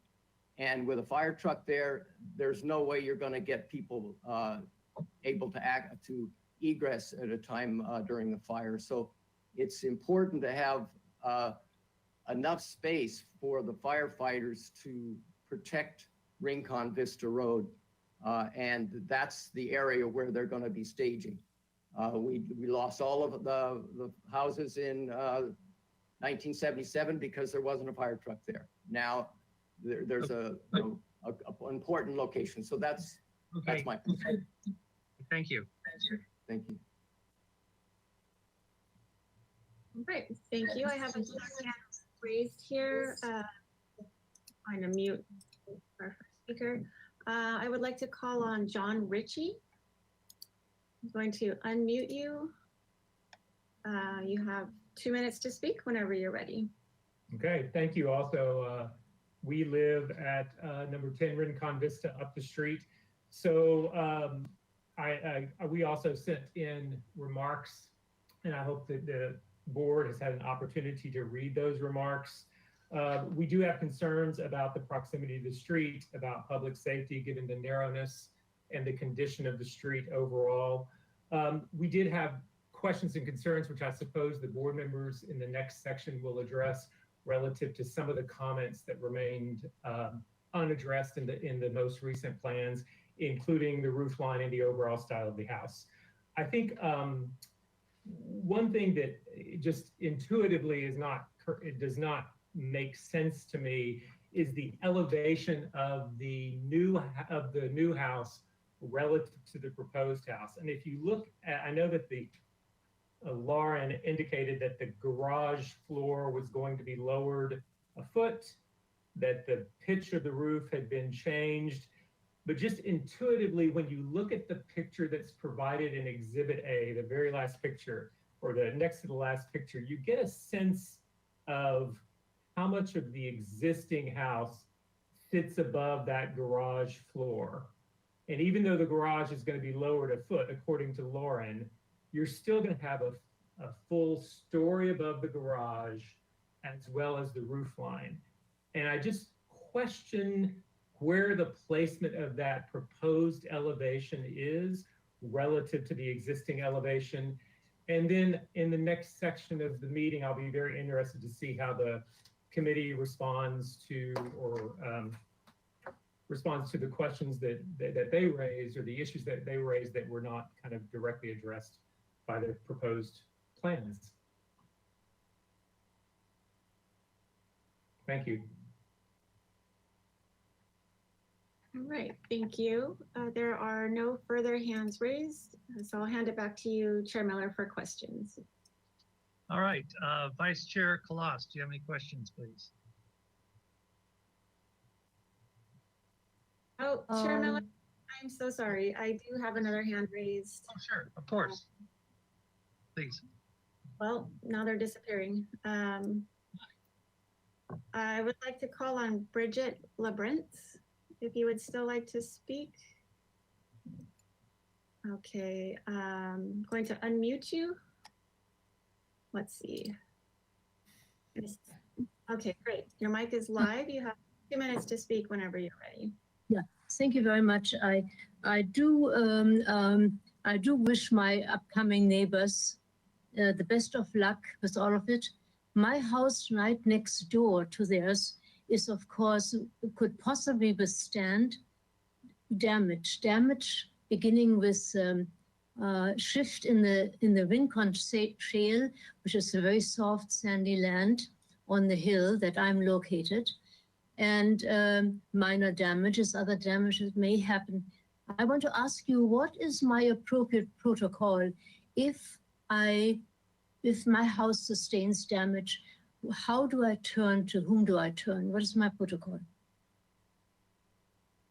Ms. Burkhardt, you know, unfortunately, if you can, this is not really our purview, so I don't know.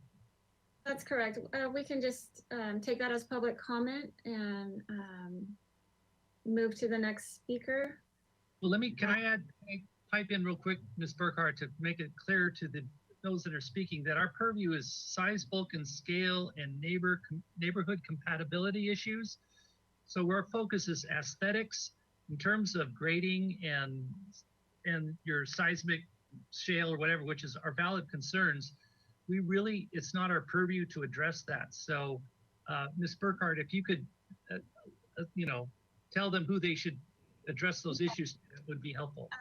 Any further questions outside of the purview of this board could be directed to me. My information is on the notice and on the agenda, I believe.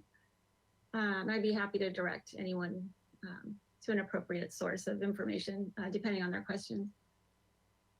And I would also like to call on C. Newhouser, if you would still like to speak.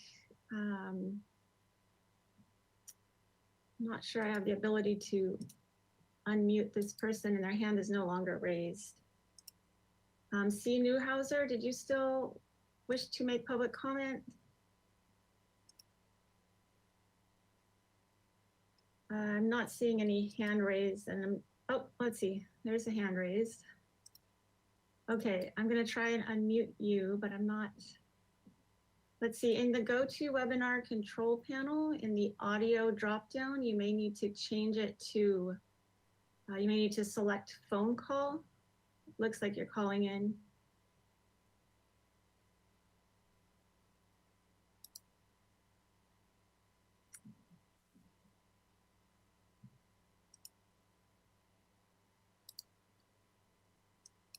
C. Newhouser, I'm just not able to unmute you at this time. I'm going to send you an audio pin. I think we might be getting there.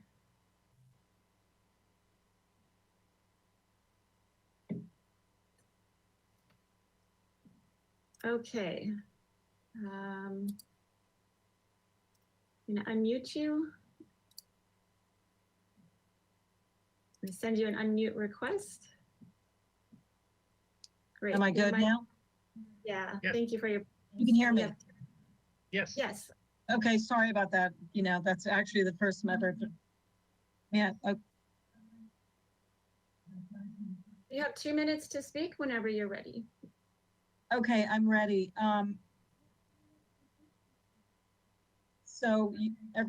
Okay, So what I want to say is, I know the house well. I knew Patrick McCarthy. He, he was a Dickensian scholar, and his house, as the other speaker said, his house didn't burn down in the Sycamore fire, which makes it the oldest house that's there. Yes, it needs updating, that's for sure. But to turn his house, that is just so historic, to something that looks like the entrance to, the anchor store of a Barnes and Noble shopping center. It just seems like it's just so incompatible with that neighborhood. It doesn't make sense if people move here, buy a lot, want to move into the neighborhood, and then they want to change the neighborhood to something that's just so out of scale with everyone else's house. It looks like the view will be taken from the people across the street needlessly, because if they did step the house down the way Patrick's house was, that doesn't look like that would be a problem. This is something, again, that looks like it belongs in Los Angeles. It doesn't belong here. And when you're rebuilding a house, it just seems to make sense that you would want to make something better. The parking on the street is abhorrent. And it just seems like you could just do it easy by stepping it down. Yeah, it would cost a little bit more money, I guess. But if they're going to grade, have to bring in all kind of dirt anyway, take it out from where they're going to lower the house and use that for, I guess, their swimming pool or whatever they're doing. So it seems like they also didn't really pay as much attention to what the board had suggested, as far as, the Riviera is mostly Spanish colonial and Mediterranean type houses. So that's my 2 cents. Thank you. All right, thank you. I just want to make sure we have no more hands raised at this time. I'm not seeing any. So Chair Miller, I will hand it back to you for questions. Thank you. All right, thank you. Leslie, questions? Yeah, so I want to go back to one of the comments that we made previously. So it appears that the applicant has provided us with a profile of the existing residence over the profile of the proposed residence. But I don't know that we specifically got comparable information in terms of the floor elevations. So, my interest is, where was the floor elevation set for the previous home versus where are we at for the existing home, as opposed to just a profile? So that is one of my first questions. And then my second question is, it's really more of a philosophical question. And, it's what was the impetus for a purchase here, where these buyers or these owners who bought into, a clearly Mediterranean styled neighborhood? I know there are some exceptions. There's a couple homes that were obviously rebuilt after the fire where there wasn't a lot of money available, and they did a simple white plaster finish with mission tile roofing. But there's also some very nice homes in the immediate adjacent area. So I think to say that there's not good architecture or good Mediterranean architecture that one would style a home after on this street is very disingenuous. I find that offensive, frankly. And if I were one of the neighbors that owned one of those homes, I would also. So I'd like to know, what is the thinking in attempting to introduce this style to the neighborhood when there really is nothing else that it speaks to at all? There is nothing that is characteristic of what is being presented to us at all in this neighborhood, with the exception of the metal roof on the house that did burn at 50. So those are my 2 biggest questions. Everything else is somewhat superfluous in my mind. So if you could address those, please. Yeah, absolutely. So in terms of the relative finished floor levels, we do have the existing finished floor noted on the survey. Since the purview of the Single Family Design Review Board is for size, bulk, scale, and neighborhood compatibility, we were focused on those aspects, which are the massing and the overall height relative to the existing residence. The garage finished floor, as I noted in my presentation, will be lowered by 1 foot from the existing. The finished floor of the main level of the residence will be higher than the existing residence. And that's because we had a programming requirement, which was discussed in our initial meeting as well, to have the entire home on 1 level to the extent possible. Our clients have, saved up their life for this dream home in Santa Barbara and wanted to retire here, and they want something that will function as they grow older, and they don't want to have a lot of stairs from their garage to their primary living space. We took that into consideration, and we gave them a home that met those requirements to the best of our ability without compromising the overall height and size bulk scale for the neighbors. In regards to the style, I hope to not offend. I just don't think that neighborhood is primarily historic Spanish style. There are also several other styles, contemporary in design, that are existing. So, we're not going to be the odd one on the block that is the only exception to a current design standard. And this is something that our clients like. We think that from the lower downtown area looking up, we have a lot of elements. We have the natural rock finish, a lot of landscape wood trellis designs that are compatible with the complementary to rather the Spanish design. And aside from the standing seam metal roof, if we look at the overall architecture, we're looking at massing that's not so different from that design, from that viewpoint. I guess those are the answers that I have to your questions. So I'm just going to continue this dialogue for a second here, because I feel strongly about this, Ms. Ballantyne, on this particular project. It's a very exposed site. It really is. You drive up Las Alturas and this thing just looms.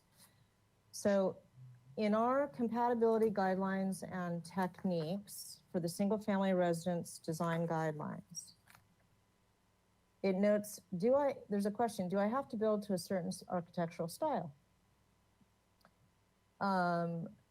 No, you're not restricted to doing that, but it should be compatible with the neighborhood and consistently designed in a high quality. And then it specifically cites the next 2 paragraphs, which relate to most neighborhoods and neighborhoods without distinctive architecture. However, I don't think that second paragraph applies. I think most neighborhoods does apply that paragraph in this particular case. It says most neighborhoods possess examples of distinctive architecture or a style. In these neighborhoods, structures in addition should present a harmonious character with the particular surrounding neighborhood, avoiding a clashing or discordant appearance. Structures should be consistent with the best elements that distinguish the particular neighborhood where they are proposed. In this case, the existing home that you're proposing to demolish is actually probably the best piece of architecture on the block. So if you're going to demolish that, then you would look to the next best one. And that is what you would be looking to match. There is consistency in this neighborhood. I am looking on my other screen at a site plan, a Google Earth image. Every home on this block, and I've driven the neighborhood, has a red tile roof with the exception of the metal roof that we've all talked about. And I believe there's another one across the street at maybe 21 Rincon Vista or 624 Las Alturas. It looks like it's double address. That is one of the only sort of discordant homes in the neighborhood right now. The rest of them are all effectively Mediterranean. So, I don't know how you can address that. But in my opinion, this is discordant. And Chair Miller, I'm sorry, I've gotten on a rant. I'm making more comments than questions, so I'll stop because I don't want to get in trouble for that. Okay. I'll stop. Okay, thank you. Board Member Kelly, do you have any questions, please? I do. So I I was not a part of the board when this was last presented. I did make sure I reviewed the previous plan set, the previous video recording, and the previous public comments, the current public comments. So I'm got myself up to speed in that regard. Is the applicant noted, accessibility and, it's a concern on having too many stairs on the property. Has there been any study in making this 2-story instead of 3? I can't speak to the initial layout. Right now, there's only 2 stories that are really visible above grade level, and the third is really below, and it doesn't increase the overall size, bulk, or scale of the project due to the location of the pool. It actually kind of helps assist so that we don't have extremely large retaining walls at that end of the property and even more scale. So in that sense, the third level actually helps us accomplish a design that is more diminutive in nature. I don't know that at the beginning a 2-story only element was a part of the design. I think Dawn could speak more to that. Sorry, I don't know the answer to that. Okay. At the beginning of your presentation, you were talking about the improvements to the grading. Can you just reiterate on that? How the grading has been reduced? Yes, absolutely. By lowering the development, we were able to reduce the amount of fill at the south side of the property in order to keep the retaining heights lower. We also made some adjustment to the layout and height of them so that we could bring it farther south, kind of spread out the stepping down.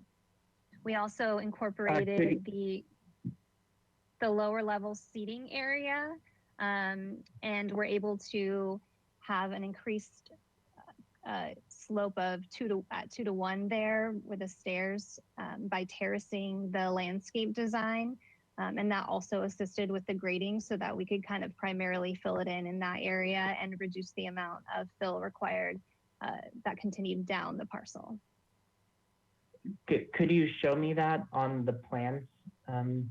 What page for that explanation? Sure. So if we go to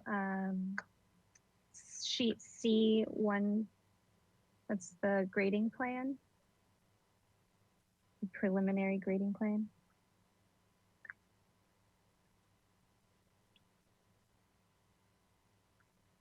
I mean, this shows the extent of the fill. We didn't have a grading plan at the previous meeting. However, our initial designs had the fill extending all the way down to Los Alturas Road. And that was because we were limited to the amount of sloping that we could provide, and the wall heights were shorter. So we had more fill in order to make the difference. Okay, thank you. Those are my questions. All right, thank you.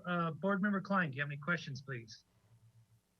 Yes, I have a question. Are there any existing trees on site, or is everything new? Everything is new. It's really pretty bare. You can see on the Google Street View that there's really nothing on this parcel. The adjacent one, 40 Rincon Vista, has an amazing oak tree, and that will stay. But we are actually adding a lot of trees because there's really a lack of vegetation. Yes, definitely. And I have another question. Is there a design reason for using the palm trees located where they are as far as the elevation, or what was the thinking behind that? Yeah, so our client is he's an Olympic swimmer, and so he's always had this vision of living in Santa Barbara and swimming in his pool and looking up and seeing the palm trees. He loves the local Los Baños pool for that reason, and when he swims there, that's one of his favorite parts. So it was really important that we incorporated that aspect into the design in a way that also didn't interfere with the views of the neighbors. And so that location was the prime one. We could also maybe have Cameron speak more to the location of the trees, if he's still on.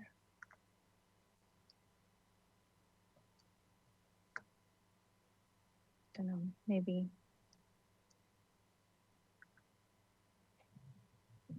I see him, but I don't hear him. Yes, Sorry, guys. Cameron. Oh, There you are. perfect. Sorry about that. Yeah, having some technical difficulties today over here. But anyway, thank you. Yeah, Lauren, you pretty much nailed it in terms of it was a client request to have the palm specifically located strategically in relation to the pool. But in terms of the plant material in general, we have a lot of more textural, tropical, not technically tropical, but kind of a tropical textural plant palette closer to the house. So the plants that you'll find closer to the pool area and the hardscape have more texture and kind of that feel like there's around the corners of the house, a large bird of paradise. And the palms were kind of the type in realm as well, but there was just a limited cluster. In with it. Thank you. That's my only question. Thank you. Board Member Motisha, do you have any questions, please? I'm unmuted. Very good. Okay. Yes, I have a couple of questions. I'll try to save my comments till later, like Board Member Colossus has stated. But I agree. Can't even say that. I have some questions about the style of the house. I'll put it in this question. Where did you come up with that style? Doesn't even resemble, I can't say that, that's a comment. Okay, I'll save a lot of the things I want to say. Roof, you didn't eliminate, why didn't you eliminate the only one house on the street and you still retain the standing seam roof? Why? And setback. Is there a setback? Is there a front yard setback on the street? Am I missing something? We took a garage, we lowered it a couple feet or at least a foot, and we left it in the same place. Is that possible? Can somebody answer? Yeah, I'm sorry. So to answer your question, there is a front setback. It is eligible for the front setback reduction. So it's 25 feet instead of 30. And that's due to the slope of the parcel exceeding 20% within the first 50 feet of the front lot line. We are requesting a modification to allow the garage in the front setback due to the existing site constraints. And staff is in support of that. Okay, I will save my comments for that later also. When I first saw this project back when you first presented it, I thought, oh, that garage is going to get moved. And I said, no, they left it right there, and so they have a right to leave it there, or at least they have a right to ask for it. But since you have stated that there is a 25-foot setback, I will save my comments till later. Is that an elevator that's going from the garage down to the house? I couldn't make out the floor plan. I saw something in the floor plan that looked like an elevator. Is that an elevator? No, there's no elevator. There's a trash enclosure that's attached to the garage. I'm not sure if that's what you're looking. Between the house, okay, I don't see it there. I saw it in something. There is a entrance from the garage into the house right there. Okay, I have a lot of comments that I'll save till appropriate time. Thank you. Okay, thank you. Board Member Ziegler, do you have any questions, please? Yeah, I guess so. Well, I'm probably the only one here who likes the style of the house and likes the roof. I think it all fits. The question I have though is that garage. It just looks like it just doesn't belong to the style of the house. Can we get that picture up again, the front of the house? Yeah, it just doesn't work with the rest of the house. And then I'm sort of curious about, you have the vertical boarding, and then it's kind of plain on the part next to the garage. So that component just doesn't work for me, and I'm not sure why you did it that way. So that's my question. Okay, well, to address the question, during the last meeting, we did have comments to incorporate more natural materials into the design, including stone was one of the suggestions. We thought the garage was an appropriate place because it is adjacent the road, and we wanted it to blend more to the natural surroundings, be it color and texture. There was also a comment last time that it was too white. We took that into consideration as well by having two different materials, so there was some textural interest. The renderings show it as very white just because, you know, this is they're not photorealistic. They will be softer in the color will be softer once painted, but we also incorporated elements of stone that may be a little difficult to see at the stair tower beneath the glazing and surrounding the rest of the structure. And I think did that answer all of your questions? Did you have one more for me?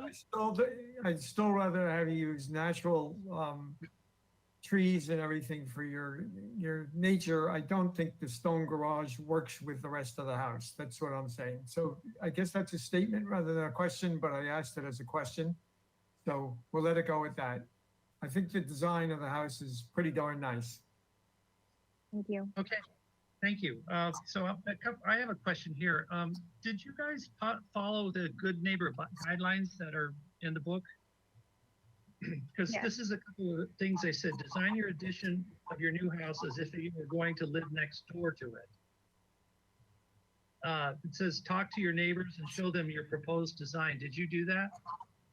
I mean, we did that and then some. We went as far as to create photorealistic images of the new proposed, you know, from their deck and showed them that.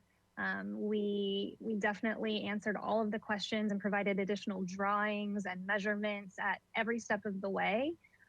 Every question that was brought to our clients during this process, we supplied additional drawings and images and sketches so as to answer.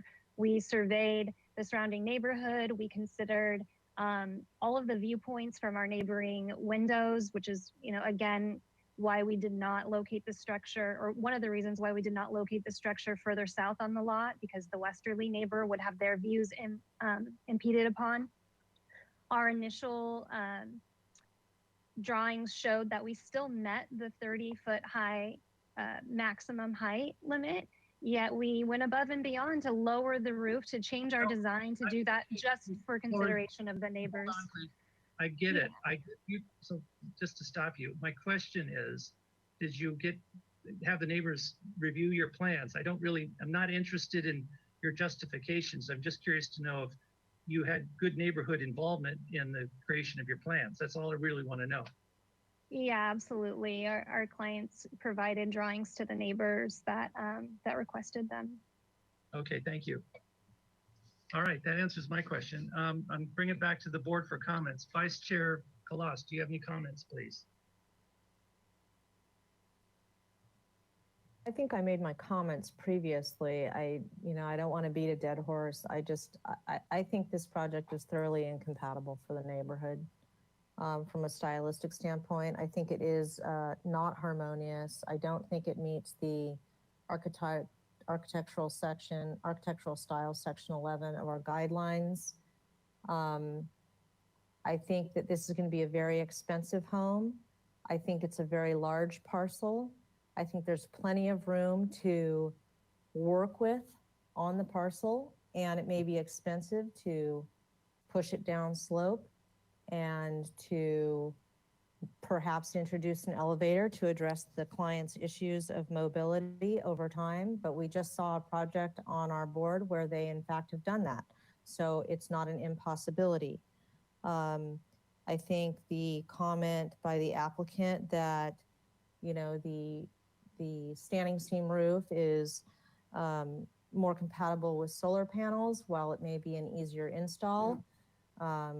It's not solely incompatible to do it with mission tile roofs. In fact, there's 2 or 3 of them in this immediate neighborhood based on the Google Earth image that I'm looking at on my other screen. And I am concerned about privacy for the neighboring parcel. I understood it's owned by these applicants, but one day it might not be. They may sell it and it might belong to somebody else. So I think consideration for that parcel is important. I think, you know, we are required to make findings in terms of the findings that we read into record about public health and safety. And I would be hard pressed to support the modification for rebuilding this garage in its existing location, if that's what part of the modifications we're being asked to speak about. I'd be hard pressed to support that given the amount of construction that we're talking about here. If somebody was trying to retain the existing garage for cost reasons, work with existing grades, etc., I might be more empathetic to that, but that's not what we're looking at here. We are looking at a complete tear down, massive grading, and a complete rebuild of the garage. So in that sense, it seems to me like it's appropriate to get the garage further off the street and support the safety considerations of the neighbors that they've brought to, that they've voiced. Those are my comments. I think that we're seeing a lot of changes in town, and I understand that. And I think in a lot of neighborhoods, that ship has sailed and it's appropriate, or there are parcels that can absorb those stylistic desires on clients' parts. I don't think this is one of them. I think it's a very, very prominent parcel on the Riviera that is surrounded by Mediterranean architecture. And I think this parcel demands that. And I think that should have been articulated to the owners before they purchased this parcel. And I hope that it was. All right, thank you. Board Member Arakalian, do you have any comments, please? I do. I do like this first time I'm seeing the landscaping plans. I think this is the first time it was presented. I do like the initial selections of that are proposed in the backyard, the permeability, and kind of to echo Vice Chair Kalas, you know, there is plenty of space on the parcel, and you know, consideration of the entire parcel is important in terms of the building. And I feel like more of this house can maybe spread out along the hillside, and you know, I mean the applicant's comment about, you know, mobility or the amount of stairs is kind of been in the front of my head as I keep looking at the elevations, and it looks troubling with the amount of stairs and the amount that's being proposed. I think more study should go into the mobility and possibly bringing this to a 2-story. I'm looking at I'm on sheet A2 on page 9 of the south elevation. Yeah, and you know, it's quite grand, and I feel like some of this can be more accessible to a degree. I'll leave it up to the designers to figure that out. But I do support Vice Chair Kalas's comments about spreading it more out along the hillside, possibly because it's a new architectural style, and now it's like quite a new style in this surrounding area, and then it's now on top of it, it's very prominent. It's not a quiet proposed development, it's very out there. I'm mixed about the garage location. I appreciate the applicant's effort to try to make a blend with the stone. I know some thoughts been put into that and the location of the trash enclosure, but I'm still. I would like to hear what the other board members have to say about the garage. I think those are all my comments. Thank you. All right, thank you. Board Member Klein, do you have any comments, please? Yes. I appreciate the decrease in grading to work with the hillside. I understand all the site constraints that the applicant has gone over multiple times, and I believe the adjustments make sense. And I support the garage location in the modification and the residence location. The height seems comparable to what was existing. I like the addition of the stone, both to the home and in the landscape. It seems to ground the residents. And I support the open yard modification in the back. It makes sense with the site planning. And clearly a lot of thought went into the tree placement with the elevations and in general, the landscape with the property lines and the elevation, and all the materials in the landscape fit with the architecture and the neighborhood. And those are my comments. All right, thank you. Board Member Motisha, do you have comments, please? And you need to be unmuted.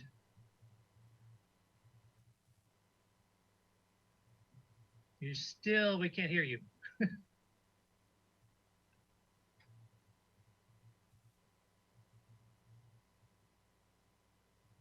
Got it. There you are. Somebody keeps muting me. God, I wish I could have as much positive comments as Board Member Klein just had. But I'm sorry, I'm totally with Board Member Kalas. I just can't believe that this house That is... never happens, Joe. What? I said that never happens. I'm kind of... Oh, I'm sorry, but I do agree with you sometimes. Yeah, this is a big lot. There's no reason why you can't use that lot. And basically the north elevation of this house is one size, bulk, and scale way out of proportion. The north elevation, not the south elevation. The north elevation, looking onto the street. It's just, and then the use of stone is an afterthought. It doesn't even match the style of the house. I mean, I can't believe there's so many things that don't even reach our guidelines. They don't even follow our guidelines. And I would like personally have some of the owners of people who live on the street come in and have a look at this elevation and say, hey, they want to have that elevation incorporated on their street. 25-foot setback for the garage is minimum as far as I'm concerned, but there's no reason why we can't have that lot is very wide, I think, and there's no reason why that driveway can't go down into a garage that's away from the street. There's no reason why that roof can't be tiled. And one on the board said it's the lady that made a comment that commented before we had our presentation. She said, this is a house from LA. Hey, I've seen so many houses like this in LA that were built in the 40s, 50s, and 60s. There were 2-story that were, sorry, Board Member Klein, I just don't have all those positive comments that you have, because I don't see anything that meets our guidelines that I can say something that positive about. Yeah, let me see. Rendering stone. I think I could go on forever. I think we need something a little bit more closer to our guidelines for me to support. Thank you. All right, thank you. Board Member Ziegler, do you have any comments, please? Well, my comments were made, I guess, during my question, but I happen to like the style of the house. I think somebody said that the people who are buying it don't want to do a lot of stairs. And when I look at the south elevation, it looks like there are a lot of stairs because it looks like a 3-level house to me. And I'm wondering if that makes sense for what they really want. The bulk in the back is just really significant. Whereas the bulk in the front, the north is a lot more manageable. And I think the roof style is great with those indentations. And I like the metal seam roof.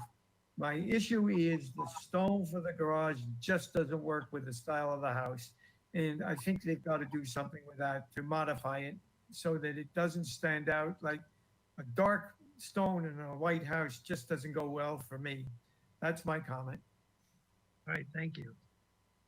So my impression is that a lot of explanation was given, but it seemed essentially they ignored pretty much anything we requested from the previous meeting. A comment was brought up, and I hear this with a lot of architects in town about the Pueblo Viejo district, and that there's this feeling that only in the Pueblo Viejo district are we going to do Spanish colonial. Anything goes outside of that, and that's not necessarily accurate. And I think Leslie Colas was very good in pinpointing how that is not the truth. But yeah, I can't support this house. Everything about it is not appropriate for this neighborhood. I mean, like Corbin Motisha, I can go on and on, but it's not, I'm not. I'm just, my bottom line is I cannot support this house. I think it's not appropriate for the neighborhood. It needs to be completely redesigned. I think I can't support the modification. I think it's disappointing for me to have architects in this community that seem to fight it. They seem to fight our architectural heritage. It's like they want to sabotage it or circumvent it or sidestep it and go off on, there are a lot of communities in this state that don't have architectural review boards, and you don't have to go through this, what we do in Santa Barbara. So, that's kind of what we do here. That's kind of the history and legacy. And I think it's an architect's responsibility, if they choose to practice in this town, that they honor and respect that. If they can't, then they should practice somewhere else. It's as simple as that. And I don't mean to be insulting or anything, but I just hear this a lot with a lot of the architects in this community, and it kind of puzzles me. I've worked in this community for 35 years, and I've worked with some really wonderful architects, and they have no problem, adapting their design skills and expertise in the Spanish colonial Mediterranean look. And we've done ultra modern homes in the LA area that are cutting edge and spectacular, but they were not they were appropriate for the location that they were built in. So there's my going off. So those are my only comments. So we need to make a motion. Can I just make a postscript to that, Chair Miller? Sure. I don't think anybody on this board is opposed to modern architecture. Oh, I mean, absolutely. and we've never had a group conversation about that, but just based on observations, there have been plenty of projects that this board has approved in similar styles to this or in more modern styles, but they are on different parcels that can absorb those styles without significantly affecting the fabric of our town. This parcel is not one of those. And I think that is the issue in terms of what's presented in front of us, as well as the massing and bulk and other things that have been articulated. But that is the concern here, is the context and, in my mind, the exposure of this particular lot. So. Thank you. Very well said. I appreciate that. With that comment, we need to entertain a motion. Who would like to do that? They're here for comments only.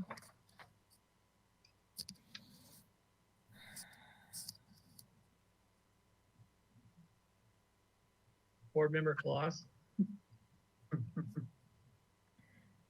I was going to ask if you could make a motion, Mr. Miller. I don't know if that's out of protocol or not, but No, I can't make a motion, but I'm out of practice. Okay, I make a motion that the client come back to the full board with the following comments. That the majority of the board feels that the style and of the home in its present form is not compatible with the existing neighborhood. The board feels that the standing metal seam roof is not appropriate and that a two-piece mission style on the roofing material would be more appropriate based on the fact that all the homes surrounding it are of the same roofing material. The board cannot support the modification of the garage location and that they feel that the lot is large enough so that the need for a modification for a driveway or a new garage location needs to be re-studied.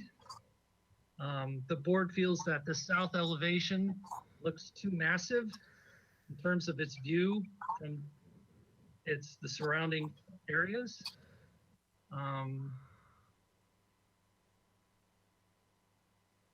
And the board would appreciate better that's my motion. That's my motion. I'll second that motion, and I'd like to make one request or suggestion, and Sure. that's that when considering the design, the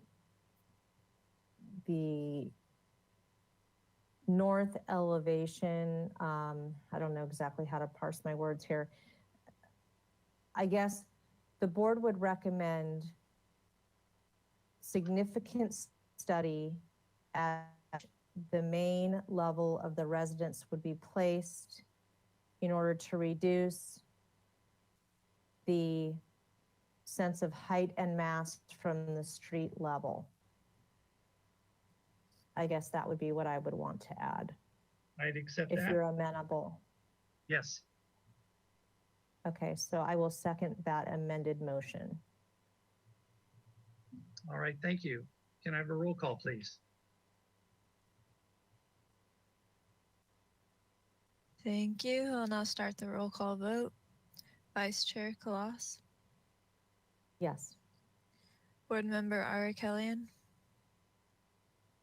Can the motion be repeated? yes.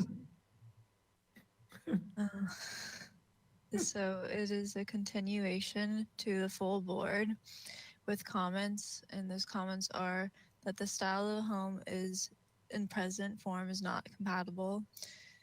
The standing seam metal roof is not appropriate. A two-piece mission style is more appropriate. The board cannot support the modification of the garage. The lot is large enough to have the modification relocated. The south elevation is too massive in terms of view and surrounding areas. The board recommends significant study at the main level of the residence replaced to reduce sense of height from the street level. Just a quick clarification on that last item, Ms. Fennessy.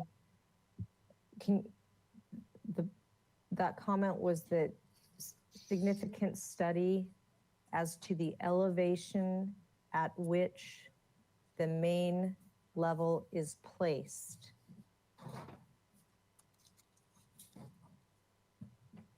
I think you're trying to capture everything that we had, and I know it's tough, Yeah. so I'm just trying to help you out there a little bit. Thank you, that helps. So yes, I added the study of the elevation at which the main level of the residence exists. Would the board be okay if we add to the motion, have the applicant study a 2-story instead of a 3-story residence as a suggestion?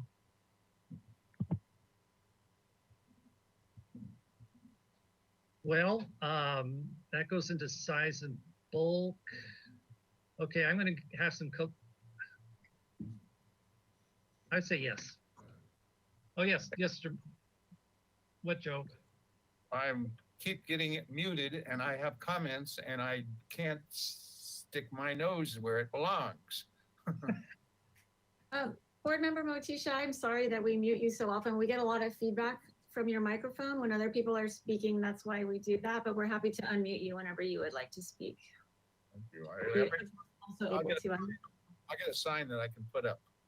You have the floor, Joe. As I would like to make a comment, I don't think this needs to be put in. I'm sorry, I'm butting in right probably where protocol doesn't call. I think our applicant may come back with something that is half of what they believe is what we think. I think the client should listen to what we're saying and follow what we're saying, not come back with some little smooth over things that they have come back this time with. And I see that happening a lot with, well, not a lot. I see that happening every so often with clients or with clients that get put in front of us, or not clients, but our sorry, am I still there? Yeah, you're not rude. I get it. So. Okay, I've said my thing. Go ahead, continue. So I know the architect's a very good architect, so hopefully, they'll come back with something great. All right. So could you please reread the motion? Sure. So that y'all know what's going on. Thank you. So I have continue indefinitely to full board with comments. Style of the home in present form is not compatible. Standing seam metal roof is not appropriate. A two-piece mission style is more appropriate. The majority of the board can't support modification of the garage. The lot is large enough to relocate the modification. South elevation is too massive in terms of view and surrounding areas. The board recommends a significant study of the elevation at which the main level of existing residents replaced to reduce the sense of height from the street level. Reconsider a 2-story instead of a 3-story. All right. Does the seconder agree with that? Yes. Okay. May I have a roll call, please? And before we have a roll call, Mr. Arkalian, did that answer your question? Yes, thank you, Chair Miller. May I have a roll call, please? Thank you. And I'll start the roll call vote. Vice Chair Kalas, Yes. Board Member Arkalian, Yes. Board Member Klein, No. Board Member Motisha, Yes. Board Member Ziegler, No. and Chair Miller. Yes. Thank you. Motion passes with 2 oppositions. Great. Thank you.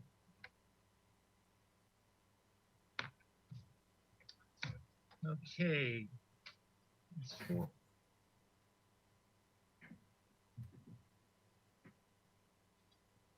Are we on to item 4 now? Yes, that's correct, Chair Miller. Okay. All right. 118 Remetto Road. This is a continued item. Project design approval is requested. Proposal for a new 3,949 square foot single family residence with a 1,203 square foot basement and 836 square foot detached garage to be constructed on a vacant 1.42 acre lot. A minor zoning exception is also requested to allow the trash enclosure to be located in the front yard. A meter panel is also proposed to be located within the trash enclosure, as SCE requires it to be located in the front yard. The proposed 4,995 square foot of development on a 61,855 square foot lot is 96% of the guideline floor to lot area ratio. Project design approval is requested. Project requires neighborhood preservation findings and hillside design district and slope lot findings.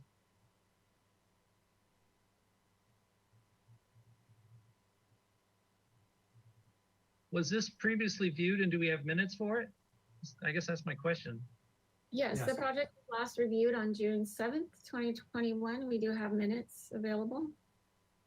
If we could please read them into the record. If Vice Chair Colas, could you please read those into the record? Yes. The motion was that the project be continued indefinitely to the full board with the following comments. The applicant shall start at the top of the house and work down. The stonework shown on the exterior elevations of the house shall be clarified and delineated better. The applicant shall show site sections of the front 3 residences that include the existing house and the property on each side. The applicant shall provide landscape plans. The applicant shall provide project plans with increased detail. The applicant shall provide the sill, head, and jamb conditions of the windows. Looks like strawberry jam. The board is in agreement with the minor zoning exception of the trash enclosure setback to be located within the front yard. The motion was made by Mr. Motisha, seconded by Colas, and it carried 5-0-0 unanimously. Item number 6 was strawberry jam eaten by widows. Sorry, I had to say that. Hello, Mr. Winke. If you'd like to please present your project and in particular how you address those items on the minutes. Okay, well, I got up and I started from the top down, started with the roof and worked our way to the basement. The house hasn't necessarily changed very much at all. There's been some material changes, and you'll see those on the pages that show the elevations. In particular, the stone has been more of a Tuscan style, more natural to this area, I believe. Before it was a lighter colored whitish stone, more granite, and this is not. So this is Tuscan, you'll see the name of it. It's still the same layout, same site plan, which I remember you all liked. It's a very simple rural style of edifice. It has the clip eaves and not the overhanged eaves, which is very prevalent in areas where there's not any rain, although we had some a couple days ago. And it shows the same kind of layout as we had before with a series of courtyards and the like. Chris Gilliam has been hired to do the landscape plan. We'll talk about that in general because it really looks cool and makes a big difference. Now, I believe that a lower level was discussed last time, this basement area. It's basically below grade, and you can see it on the lower left side of this drawing, S201B, or no, S. They decided, since we're digging out all of this, or adding all this area below, not to just fill it and to utilize that as a kind of a sunken courtyard. So that's what's shown on the left-hand side. And later on, there are some renderings that show kind of a bird's eye look looking down below. Kind of helps feel like it's nestled more into the site, I think, better. Becomes a private space. Let's see. That's pretty much it as far as the elevation goes. We've worked very hard on not having any handrails, no glass handrails. We've worked hard at having planters that allow us to, per code, not have any handrails. Mostly guardrails. I mean, handrails are required when we are walking up and down stairs. And we've added the color board there and some Santa Barbara style light fixtures. The usual design style with the gutters, copper gutters and downspouts. And this elevation does show the Tuscan blend stone that I was referring to earlier. 2-piece mission tile, dark anodized bronze, windows, wood on the inside and aluminum clad on the outside. That's it.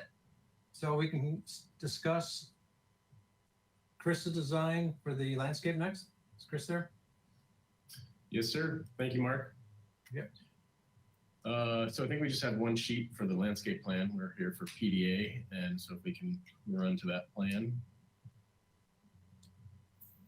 probably towards the end. I don't know if you, maybe we should run through those renderings real quick, the 3D renderings on the page before, or was it a few pages before, just so you all can get a refresh on what we're looking at on site.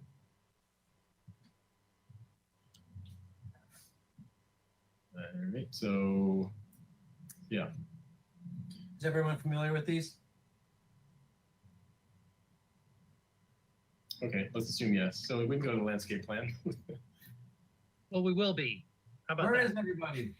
I don't see your pictures. Yeah, everybody's gone. Okay, so yeah, We tend to disappear while you guys present because we don't want to distract you. no shaking your head. The other problem is we have bandwidth problems. And so sometimes, yeah, so by us hiding our video, it allows things to go a little more smoothly for you. Thank you. Okay, so let's just start down at the bottom of the hill, which is we're at the road, Rometto. There is a existing site walls and existing gates and sort of an existing little pedestrian entry. There you can see, if you sort of step around the initial column there on the left. And then just behind that is the proposed new trash enclosure area. You can see a little N there.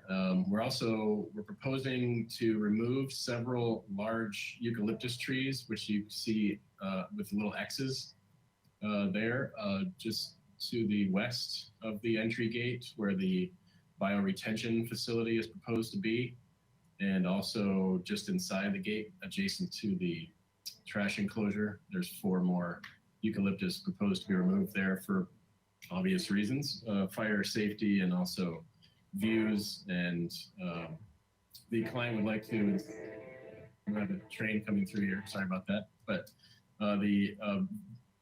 to accommodate for the vineyard, which the client would like to do, and that's what the large area shown in the middle upper portion of the plan is. So we entered through the gates.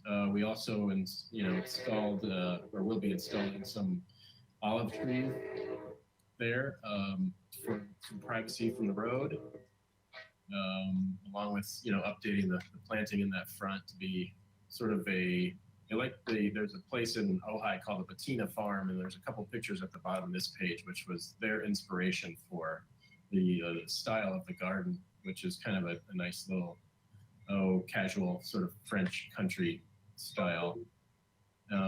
So that is sort of the theme that they wanted to go for the areas that are not food production. So it's a nice little place there with some softer plantings. So back to the plan then, we've screened out from the street, as I mentioned, with the olive trees. And then as you enter up through the driveway, we're some sort of an alley of smaller trees, which we haven't yet defined. We're still talking about ideas for that back and forth. We then sort of hedge on either side of those trees to create this nice entry experience up towards the house, and also to provide buffer from the neighboring parcels. And as we move up towards the house, we come into large lower court area with the 3-car garage, enter into a little entry courtyard to the main entry of the house, and then a couple of terraces out the back where the pool and spa are located, and the deck and the little fire pit zone. Actually, underneath that pool deck is where our storage and pool equipment will go. You can see just to the sort of bottom left of the pool, there's a little staircase leading down that goes underneath that area. So we sort of tuck that in underneath there. And as Mark mentioned, you can see a large oak tree just to the above the pool or to the west above on the page. That's a nice large oak. Otherwise, there aren't many other trees to be saved on the property. We've added a plethora of other trees back in, including some additional oaks on that west side, because the neighbor there is pretty close. They have a pool area that is fairly close to this, lined up with this residence. So as Mark mentioned, a little sunken courtyard that goes down underneath that oak. There'll be a nice little shaded zone. And otherwise, air conditioners on the west side, and a little seating area between the garage and the house that's a guest bedroom or 2 guest bedrooms, I believe. And then the client also wanted a variety of fruit trees. So that is sort of northeast and northwest corners of the property for fruit tree orchards. Otherwise, I mean, that's sort of it in a nutshell. Happy to take any questions from anyone. Oh, didn't mention the fountain in the courtyard either, but there it is. So, thank you.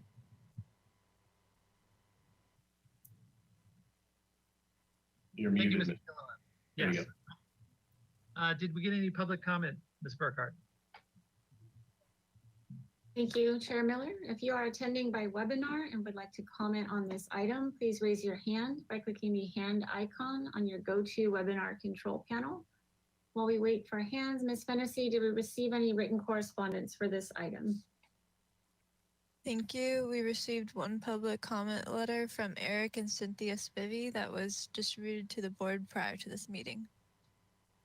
All right, thank you. There are no hands raised, so I'll hand it back to you, Chair Miller, for questions. All right, thank you.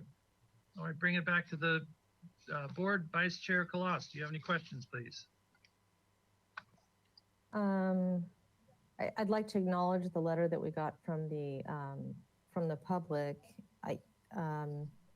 The specific issue that was brought up, I think, related more to logistics of construction, and so I don't think it's really within our purview. And Ms. Burkhardt, I guess I would request that somebody from staff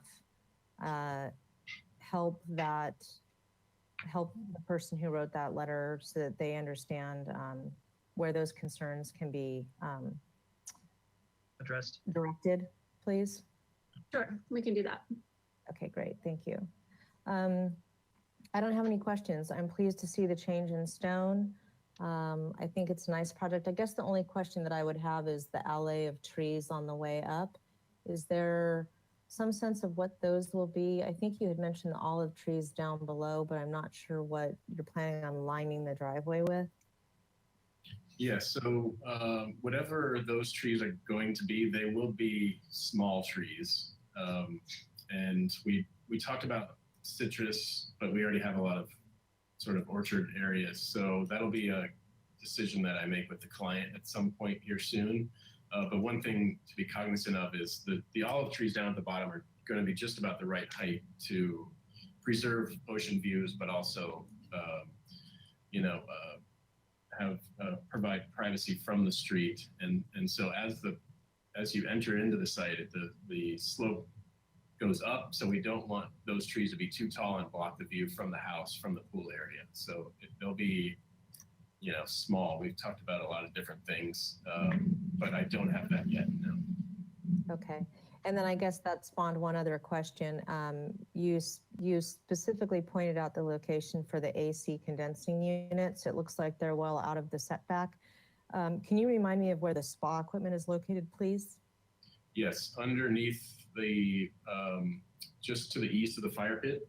So below the east of the pool, just below the fire pit. It's sort of a bunker tucked underneath. So hidden from. Great. Those are my only questions. Thank you very much. All right, thank you. Board Member Arakelian, do you have any questions, please? I do. Can we go to sheet A103 on page 14?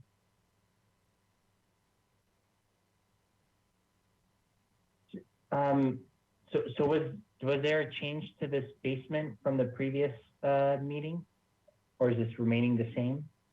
It's remaining the same, except there's, Okay. here's this lower patio that's now being referred to as the lower courtyard. Ah, okay. Those are my questions. Thanks. All right, thank you. Board Member Klein, do you have any questions, please? Yes, I just had one regarding the bioretention area. Did you study making it more naturalistic in shape? We discussed it and studied it, had two options. One was more naturalistic, and this was given the most credibility because it has the most capacity and works the best. So that kind of is how the decision was made to, the way the city's going with how they're reviewing these. And also it has a sort of a sense that it might be an antique that has been there a while. So it's kind of those two things made everybody accept it for that reason. Okay, thank you. All right, Board Member Motisha, do you have questions? No, I think everybody has asked. A few people before me. I might make, that's a comment. I'll wait. Thank you. Okay, thank you. Board Member Ziegler, do you have any questions, please? Thank you. All right, thank you. Everything's pretty straightforward and clear to me. I have no questions either. I'll bring it back to the board for comments. Vice Chair. Chair Miller? Yes. Do you have another question? Okay, please go ahead. I'm seeing the FARs at 96%, and at the previous meeting, can we just confirm what that percent was? Was it 96 before? You have to ask the staff on that one. It was 85 before. We could look at the old plan set. Yeah, thank you, Mr. Bolton. I can't recall off the top of my head. Yes, it was 80. Yeah. Before. This is a larger lot, so just a reminder that it's a guideline for you in your review today. Do we know where the changes?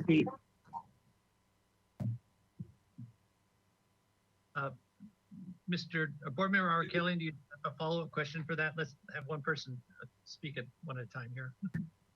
I do. I'm on sheet A103 from the previous plan set. Can we go to that? Just I don't know if maybe I'm seeing the wrong document, but I just want to be sure. Yeah, A103. Okay. So I just wanted to confirm with the applicant because the basement looks a bit different. Oh yeah, this you're correct. The addition of the basement in the corners was new. That's what I thought. That's how I mentioned it in the my initial comments that we added that in. So the basement used to be in the, now it's off to the corner. This is off from the newer plan, which allows us to have windows and then a courtyard. Yeah. Okay. Home theater. Exercise. Okay. Basement didn't have any square footage that may have triggered a higher square footage by having the basement area now being counted. Okay. Those are my questions. Thanks, Chair Miller. Oh, you're welcome. Did anyone else have a question? I heard someone else speak up. Okay, hearing none, we'll go back to comment. Board Vice Chair Kalas, do you have any comments, please? No, I have no comments. I like the project. Happy to see the MCA tapered tile. I support the project, even though it's slightly over guideline. It is large parcel. I think it can take it. Okay, thank you. Board Member Arkelian, do you have any comments, please? I don't, no comments, thank you. Okay. Board Member Klein, do you have any comments, please?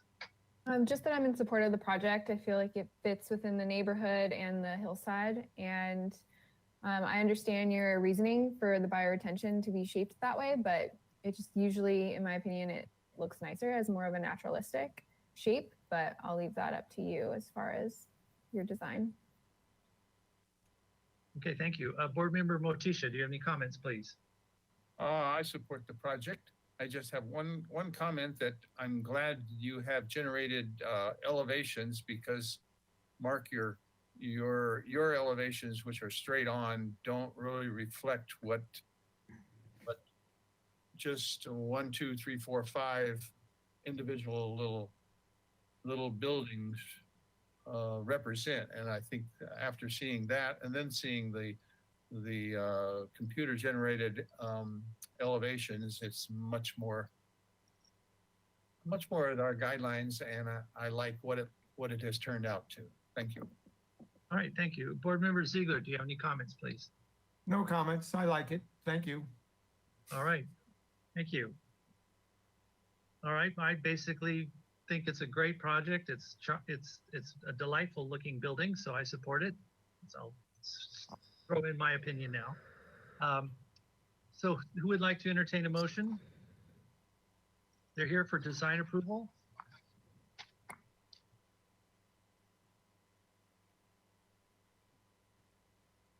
I'll make a motion.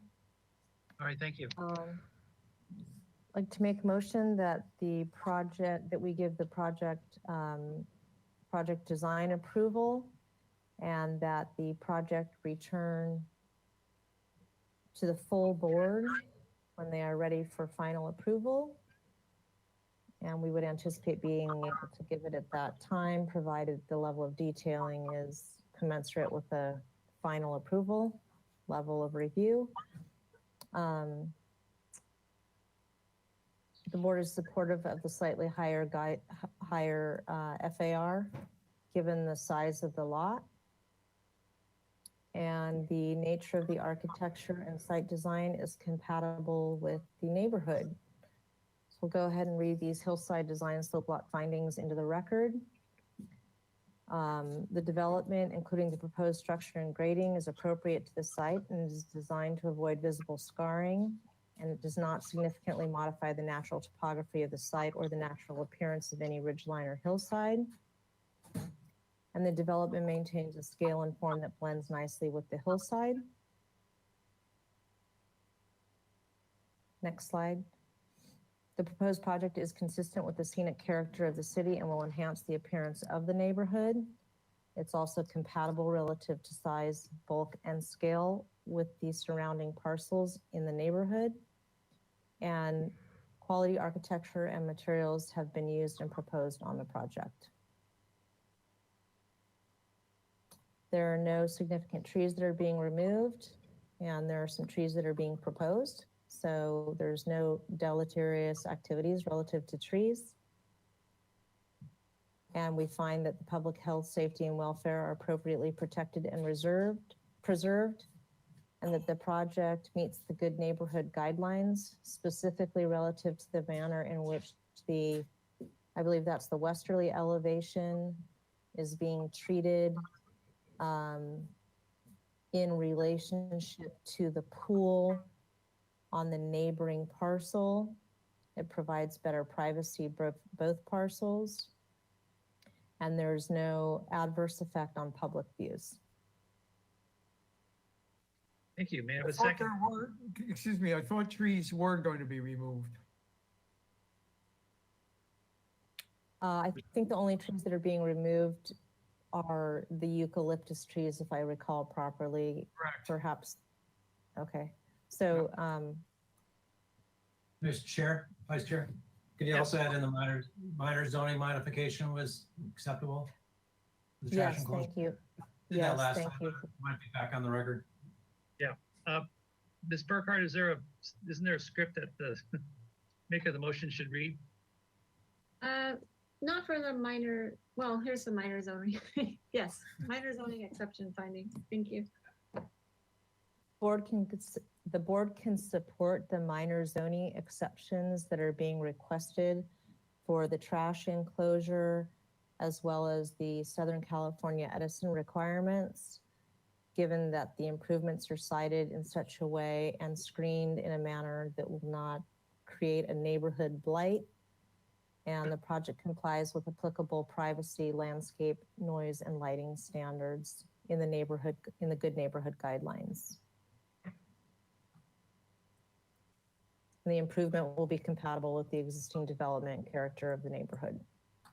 Thank you very much. May I have a second, please? I'll second it. May I have a roll call, please?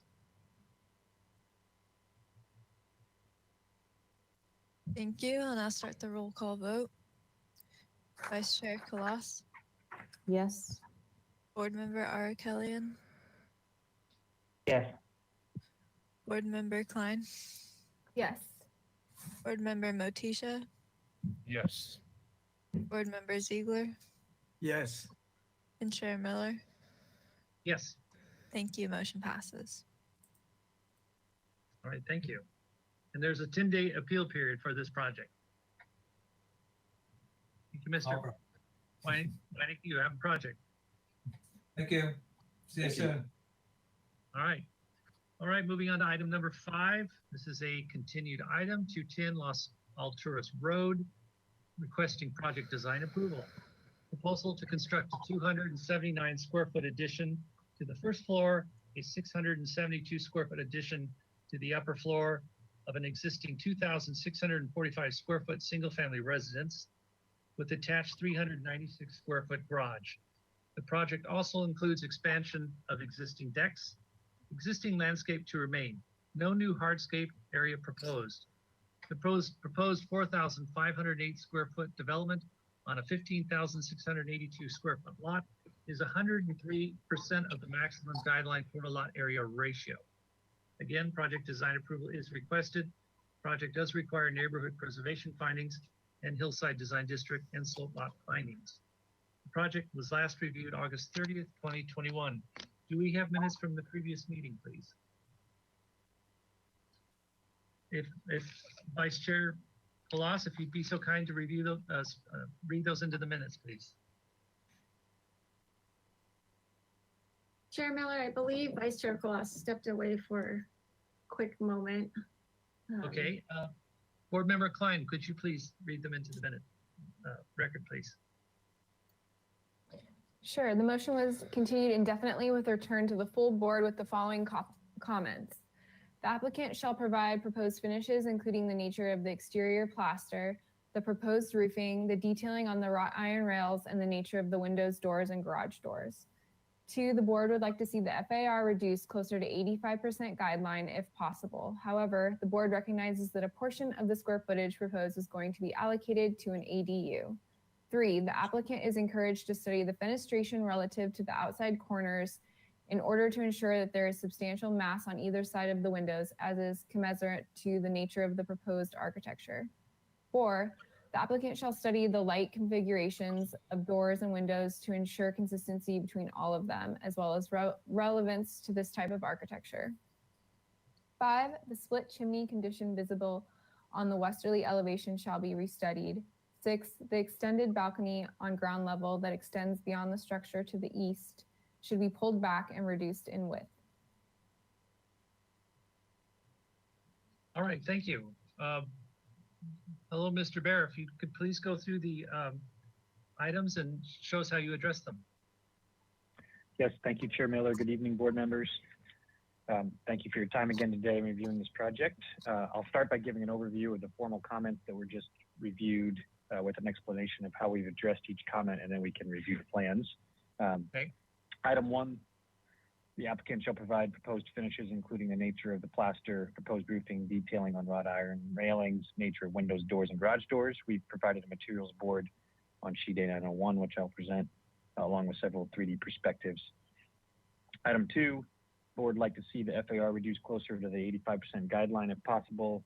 However, the board recognizes that a portion of the square footage proposed is going to be allocated to an ADU. We have made reductions in the floor area to bring the primary residence down to 85% FAR, excluding the ADU, even though this is not a requirement by ordinance, given our lot size is greater than 15,000 square feet. And just, it's worth noting that in NZO table 30.20.030.a, the maximum floor area for lots of 15,000 square foot and greater is not applicable. It's also worth noting that in the original NZO, it specifically stated that the floor area within a portion of a structure designated and permitted as an accessory dwelling unit shall not be included in calculating the maximum floor area. It wasn't until an update to the NZO in November of last year that the language was revised to require that this floor area be included for ADUs. Now, clearly that is the revised NZO and what we must follow, which is why we've included it in our FAR calcs. But if we're holding to the ordinance, then the ordinance again clearly states that of lots 15,000 square feet or greater, that there is not a limit on the maximum floor area. So there's some moving targets here in the NZO. We just ask that the board continue to take that in consideration as you mentioned in the last hearing. Item 3, the applicant is encouraged to study the fenestration relative to the outside corners. We very much agreed with and appreciated that comment from the board and have made revisions to the doors and windows accordingly, which we feel are indeed notable improvements to the design. So we'll share the revised exterior elevations. Item 4, the applicant shall study the light configurations of doors and windows to ensure consistency between all of them, as well as relevance to this style of architecture. Similar to the above item, we have studied this further and have made adjustments, which we again find to be notable improvements to the design and its cohesiveness. Item 5, the split chimney condition visible in the westerly elevation shall be restudied. We've restudied this and will present a single continuous chimney width. Item 6, the extended balcony on the ground level that extends beyond the structure to the east should be pulled back and reduced in width. And we've studied this also and reduced the width of the deck and the balcony and revised how this balcony is expressed to eliminate the previously proposed cantilevering appearance to something more in keeping with this style of architecture, which we'll share. So having said that, on sheet T.01 here, the main point of discussion on this sheet is the floor area reduction and the adjusted FAR calculations. We reduced the proposed addition down from about 1,100 square feet, which was previously proposed to be the additional square footage, down to 950 square feet, which, as I mentioned, reduces the FAR of the primary residence to 85%, excluding the ADU. So we have two FAR calculations here just for the sake of this discussion. You can see the FAR calculator on the right shows the 103% max FAR. That includes the ADU, and just for reference on the FAR calculator to the left, we've shared with the board what the FAR looks like for the primary residence only, which is at 85% with the reductions we've made, excluding the ADU of 800 square feet at the basement level. We also performed an FAR study for the surrounding neighborhood, as we've done before when projects are proposing above guideline. We identified 3 nearby properties that do have FAR over 100%. 376 Las Alturas has an FAR of 113%. 1493 Sycamore Canyon has an FAR of 111%, and 614 Alameda Padre Serra has an FAR of 104%. So we have a map that we could share showing the proximity of these properties if helpful, but just giving proper context that what we are proposing is not beyond neighborhood compatibility, especially when considering that 800 square feet of the project is proposed to be an ADU. And rather than proposing to build a new standalone ADU structure somewhere in the property, the owner is proposing just modest upper level additions that do not expand the building footprint and proposing to convert a portion of the existing structure to the ADU. Hi, Mr. Bear. I was just helpful if you'd go to the specific drawings where you're addressing the minutes. Yes, sir. Yeah, that's helpful. Yeah, so if we move forward here through the set, the next couple of sheets are context photos, which we can revert back to. You can skip over this sheet. That was for our planning review process and addressing some of their comments. Again, context photos that you're familiar with, we can revert back to these if necessary, so you can continue to move ahead.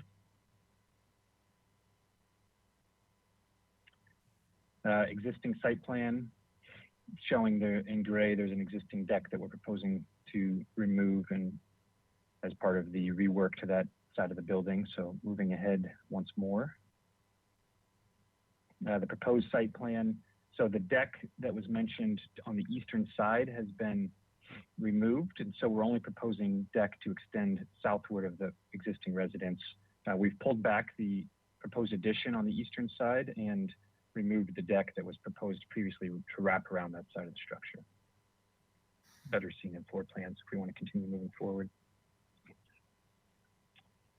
This is just the existing demo plan, which has not changed if we want to move forward one more sheet to the proposed floor plans. So on this sheet, you can see at the ground level, plan 1 in the bottom right corner, the changes to the deck. We've removed, as I mentioned, the extension to the east. We've reduced the modest addition of this level from 374 square feet to 279. We're using some architectural elements with some posts and a trellis to better incorporate that deck to the south into the style of the architecture, which was one of the board's comments at the previous hearing. Better anchors this deck into the building. At the upper level, which is plan 3, we've also reduced the proposed addition above the garage.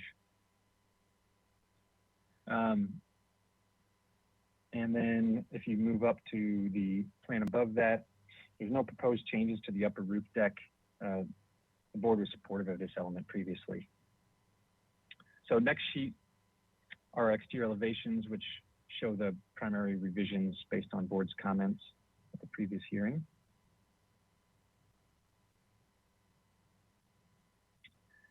Drawing 2, the south elevation, you can see some of the items I just mentioned that we've incorporated into the design with some plaster column bases and a wood trellis to better anchor this deck into the building.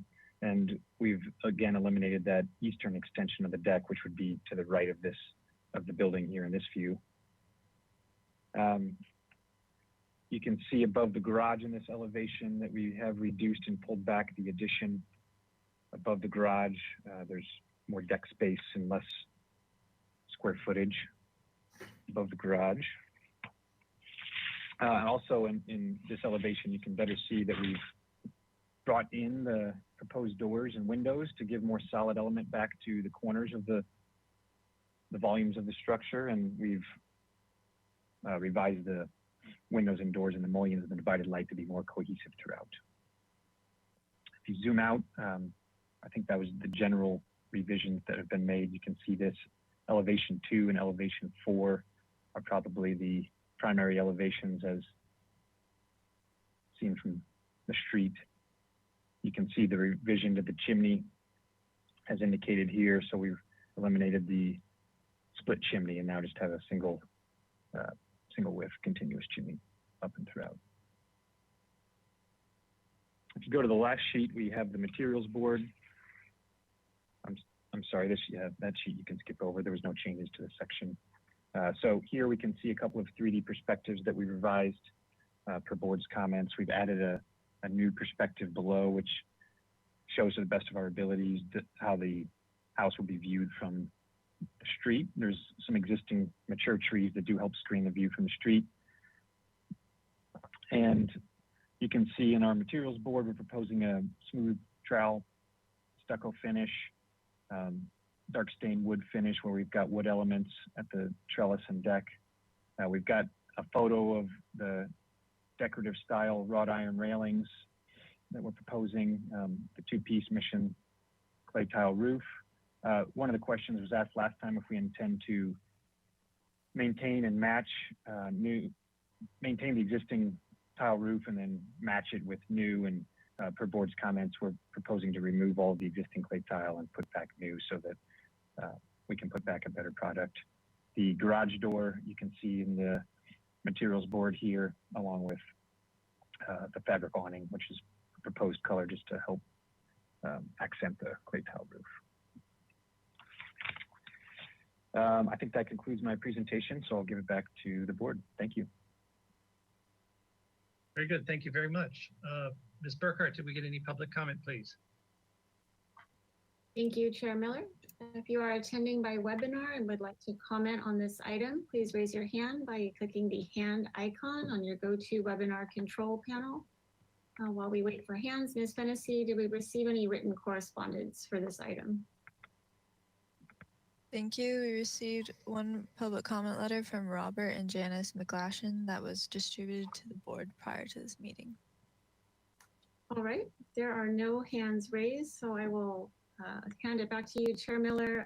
But I would, before we go into questions, Board Member Ziegler did recuse himself from this item last time as it was in close proximity to his residence. So I think it'll be appropriate for him to recuse himself again.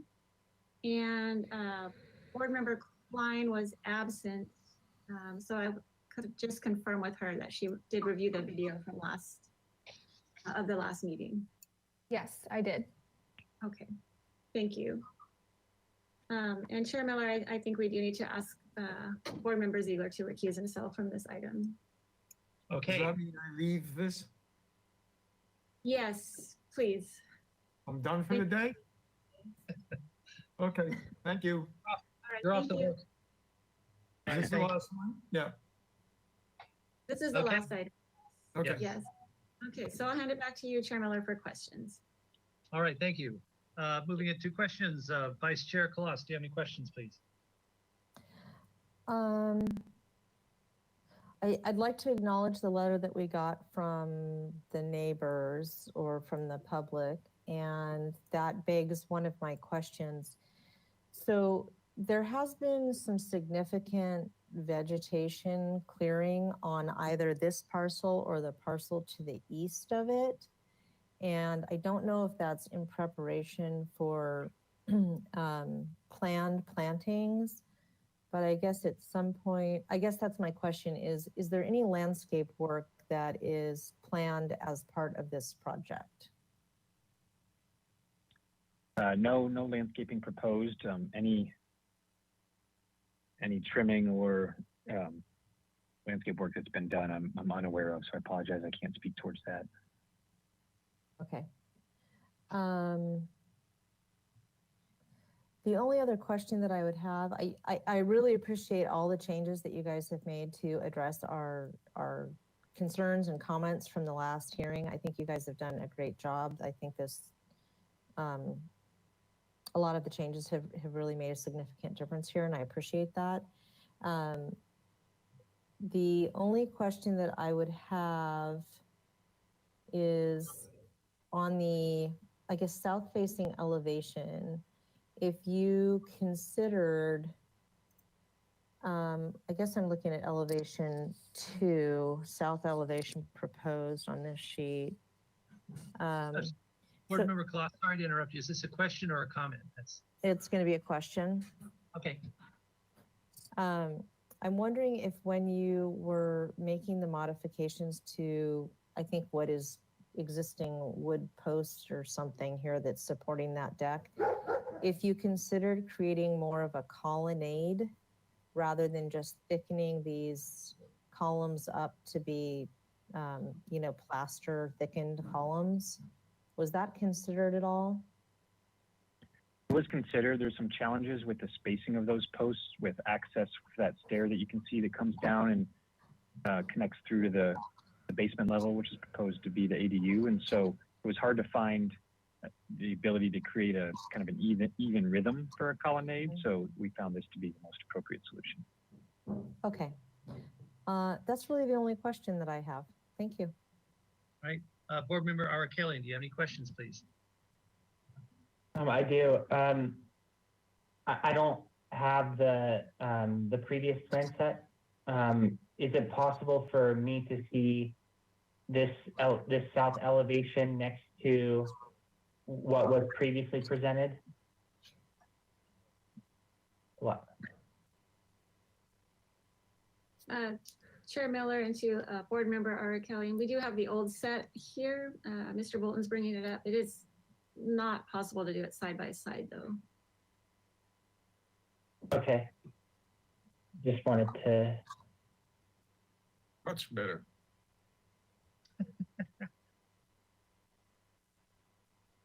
Back again. Yep.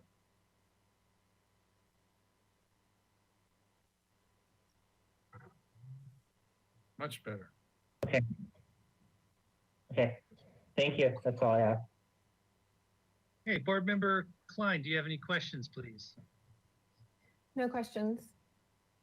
Board Member Motisha, do you have any questions, please? No questions. All right, thank you. Board Member, okay, I have questions. I have no questions at this time, so I'll move it to comments. Vice Chair Kalas, do you have comments, please? I think the revisions that have been made are positive. I can support the project in its current state. I would like to ask the applicants to address any areas on the site that have been denuded or that may be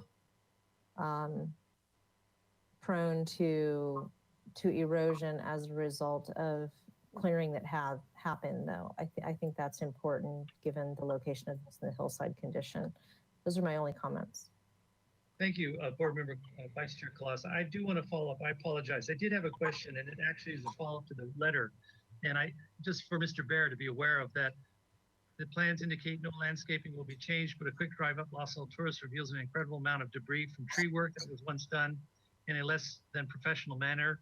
Not only is the concern for fire danger There's a dead pepper tree that overhangs our property and a dead oak tree, both which present additional fire hazards. So there's major concerns about the landscaping. I think you should, you know. Are you hearing that? Are you on fire? Through. I don't, oh.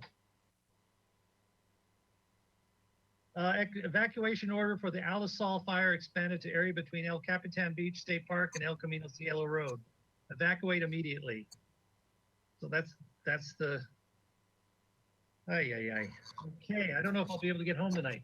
All right, sorry. So moving back to comments, Vice Chair Ira Collins, do you have any comments, please?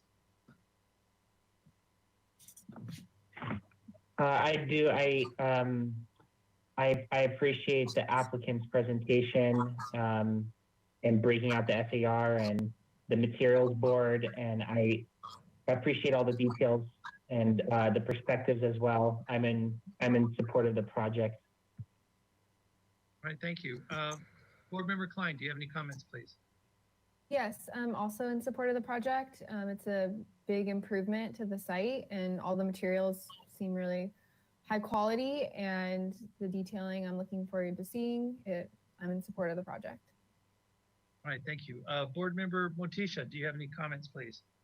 Yes, I think the new proposal with the changes of different things that we asked and that the owner or the architect proposed really makes it look a lot better and follows our guidelines. It's simpler. The columns really brought out instead of just massive amounts of railings, now we're looking at some columns and something that's a lot simpler. Looks very nice. I will support the project. All right, thank you. I will follow up on what Board Member Motisha said. I agree. I think it's a really cute house. I think it's going to be really charming. So they're here for design project approval. If someone would like to entertain a motion. If anyone has no concerns about the landscaping issues, if you possibly want to include that in the motion, I'll leave that up to the board. I'll make a stab at it. Okay. I'd like to bring this project back in front of the board for final approval. We're giving them now design approval for final approval in front of the board with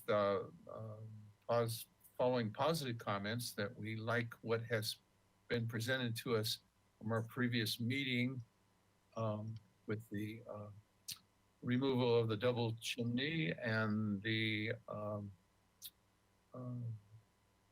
new columns that support the decks and the removal of some of the eastern deck. And follow that up, we need to consider hillside. Go ahead. What? No, go ahead. Just read what's on the script there. You're doing good. Go ahead. Go ahead. Hillside, we need to consider hillside design and slope lot findings. One, natural topography protection needs to be included and proposed. The structures and grading is appropriate to the site, is designed to avoid physical scarring and does not significantly modify the natural topography of the site or the natural appearance of any ridgeline or hillside. The building scale is appropriate and blends in with the hillside. There's just, yes, blends in with the hillside. Next slide. Consistency and appearance are appropriate. The proposed development is consistent with the scenic and character of the city, very much, and will enhance the appearance of the neighborhood. Yes. Compatibility with the size, bulk, and scale is very appropriate for the neighborhood, and the quality of architecture and materials is excellent for the appearance. Trees, yes, I don't think there are any removed trees, but I think the findings of trees that have been or need to be removed because of their dead or dead or have fallen down need to be um, dealt with. And to follow that, a landscape plan needs to be provided for that area of the proposal where the trees are removed. And number 5, health, safety, and welfare are appropriately protected. Good neighbor guidelines have been followed for privacy, landscape, noise, and lighting, and public views have not been interrupted and are good for the hillside. That's my proposal. Okay, do I have a second, please?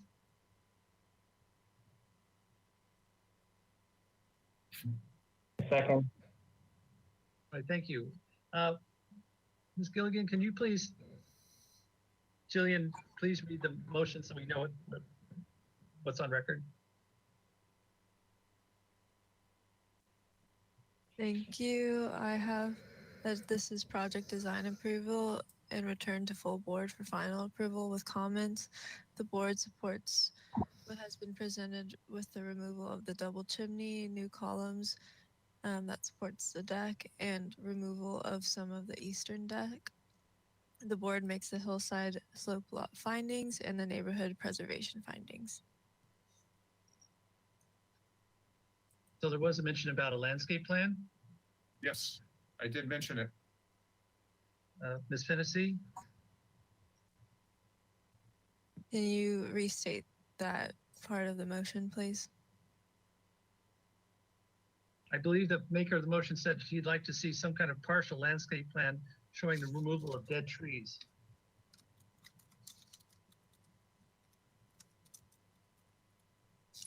Okay. I'll add that to the motion under trees of the neighborhood preservation findings. Okay, great. Thank you. Is that acceptable, Mr. Motika? Yes. Thank you. Do I have a second? I believe Does- board member Second. Arkelly seconded it. I apologize. Do you accept the amendment to the motion? Mr. Arkelian? Yes. All right, thank you. May I have a roll call, please? Thank you. I'll now start the roll call vote. Vice Chair Kalas, Yes. board member Arkelian, Yes. board member Klein, Yes. board member Motisha, Yes. board member Ziegler, he recused himself, and Chair Miller. Yes, Thank you. Motion passes. thank you. And there's a 10-day appeal period for this project. Thank you, Mr. Bear. Good luck. Great house. Thank you, board members. Have a great evening. Thank you. Thank you. All right, that concludes the single family design board for October 11th. There's a major fire up on Upper North 101 to let you know I probably won't be able to get home tonight, but good night. Talk to you later.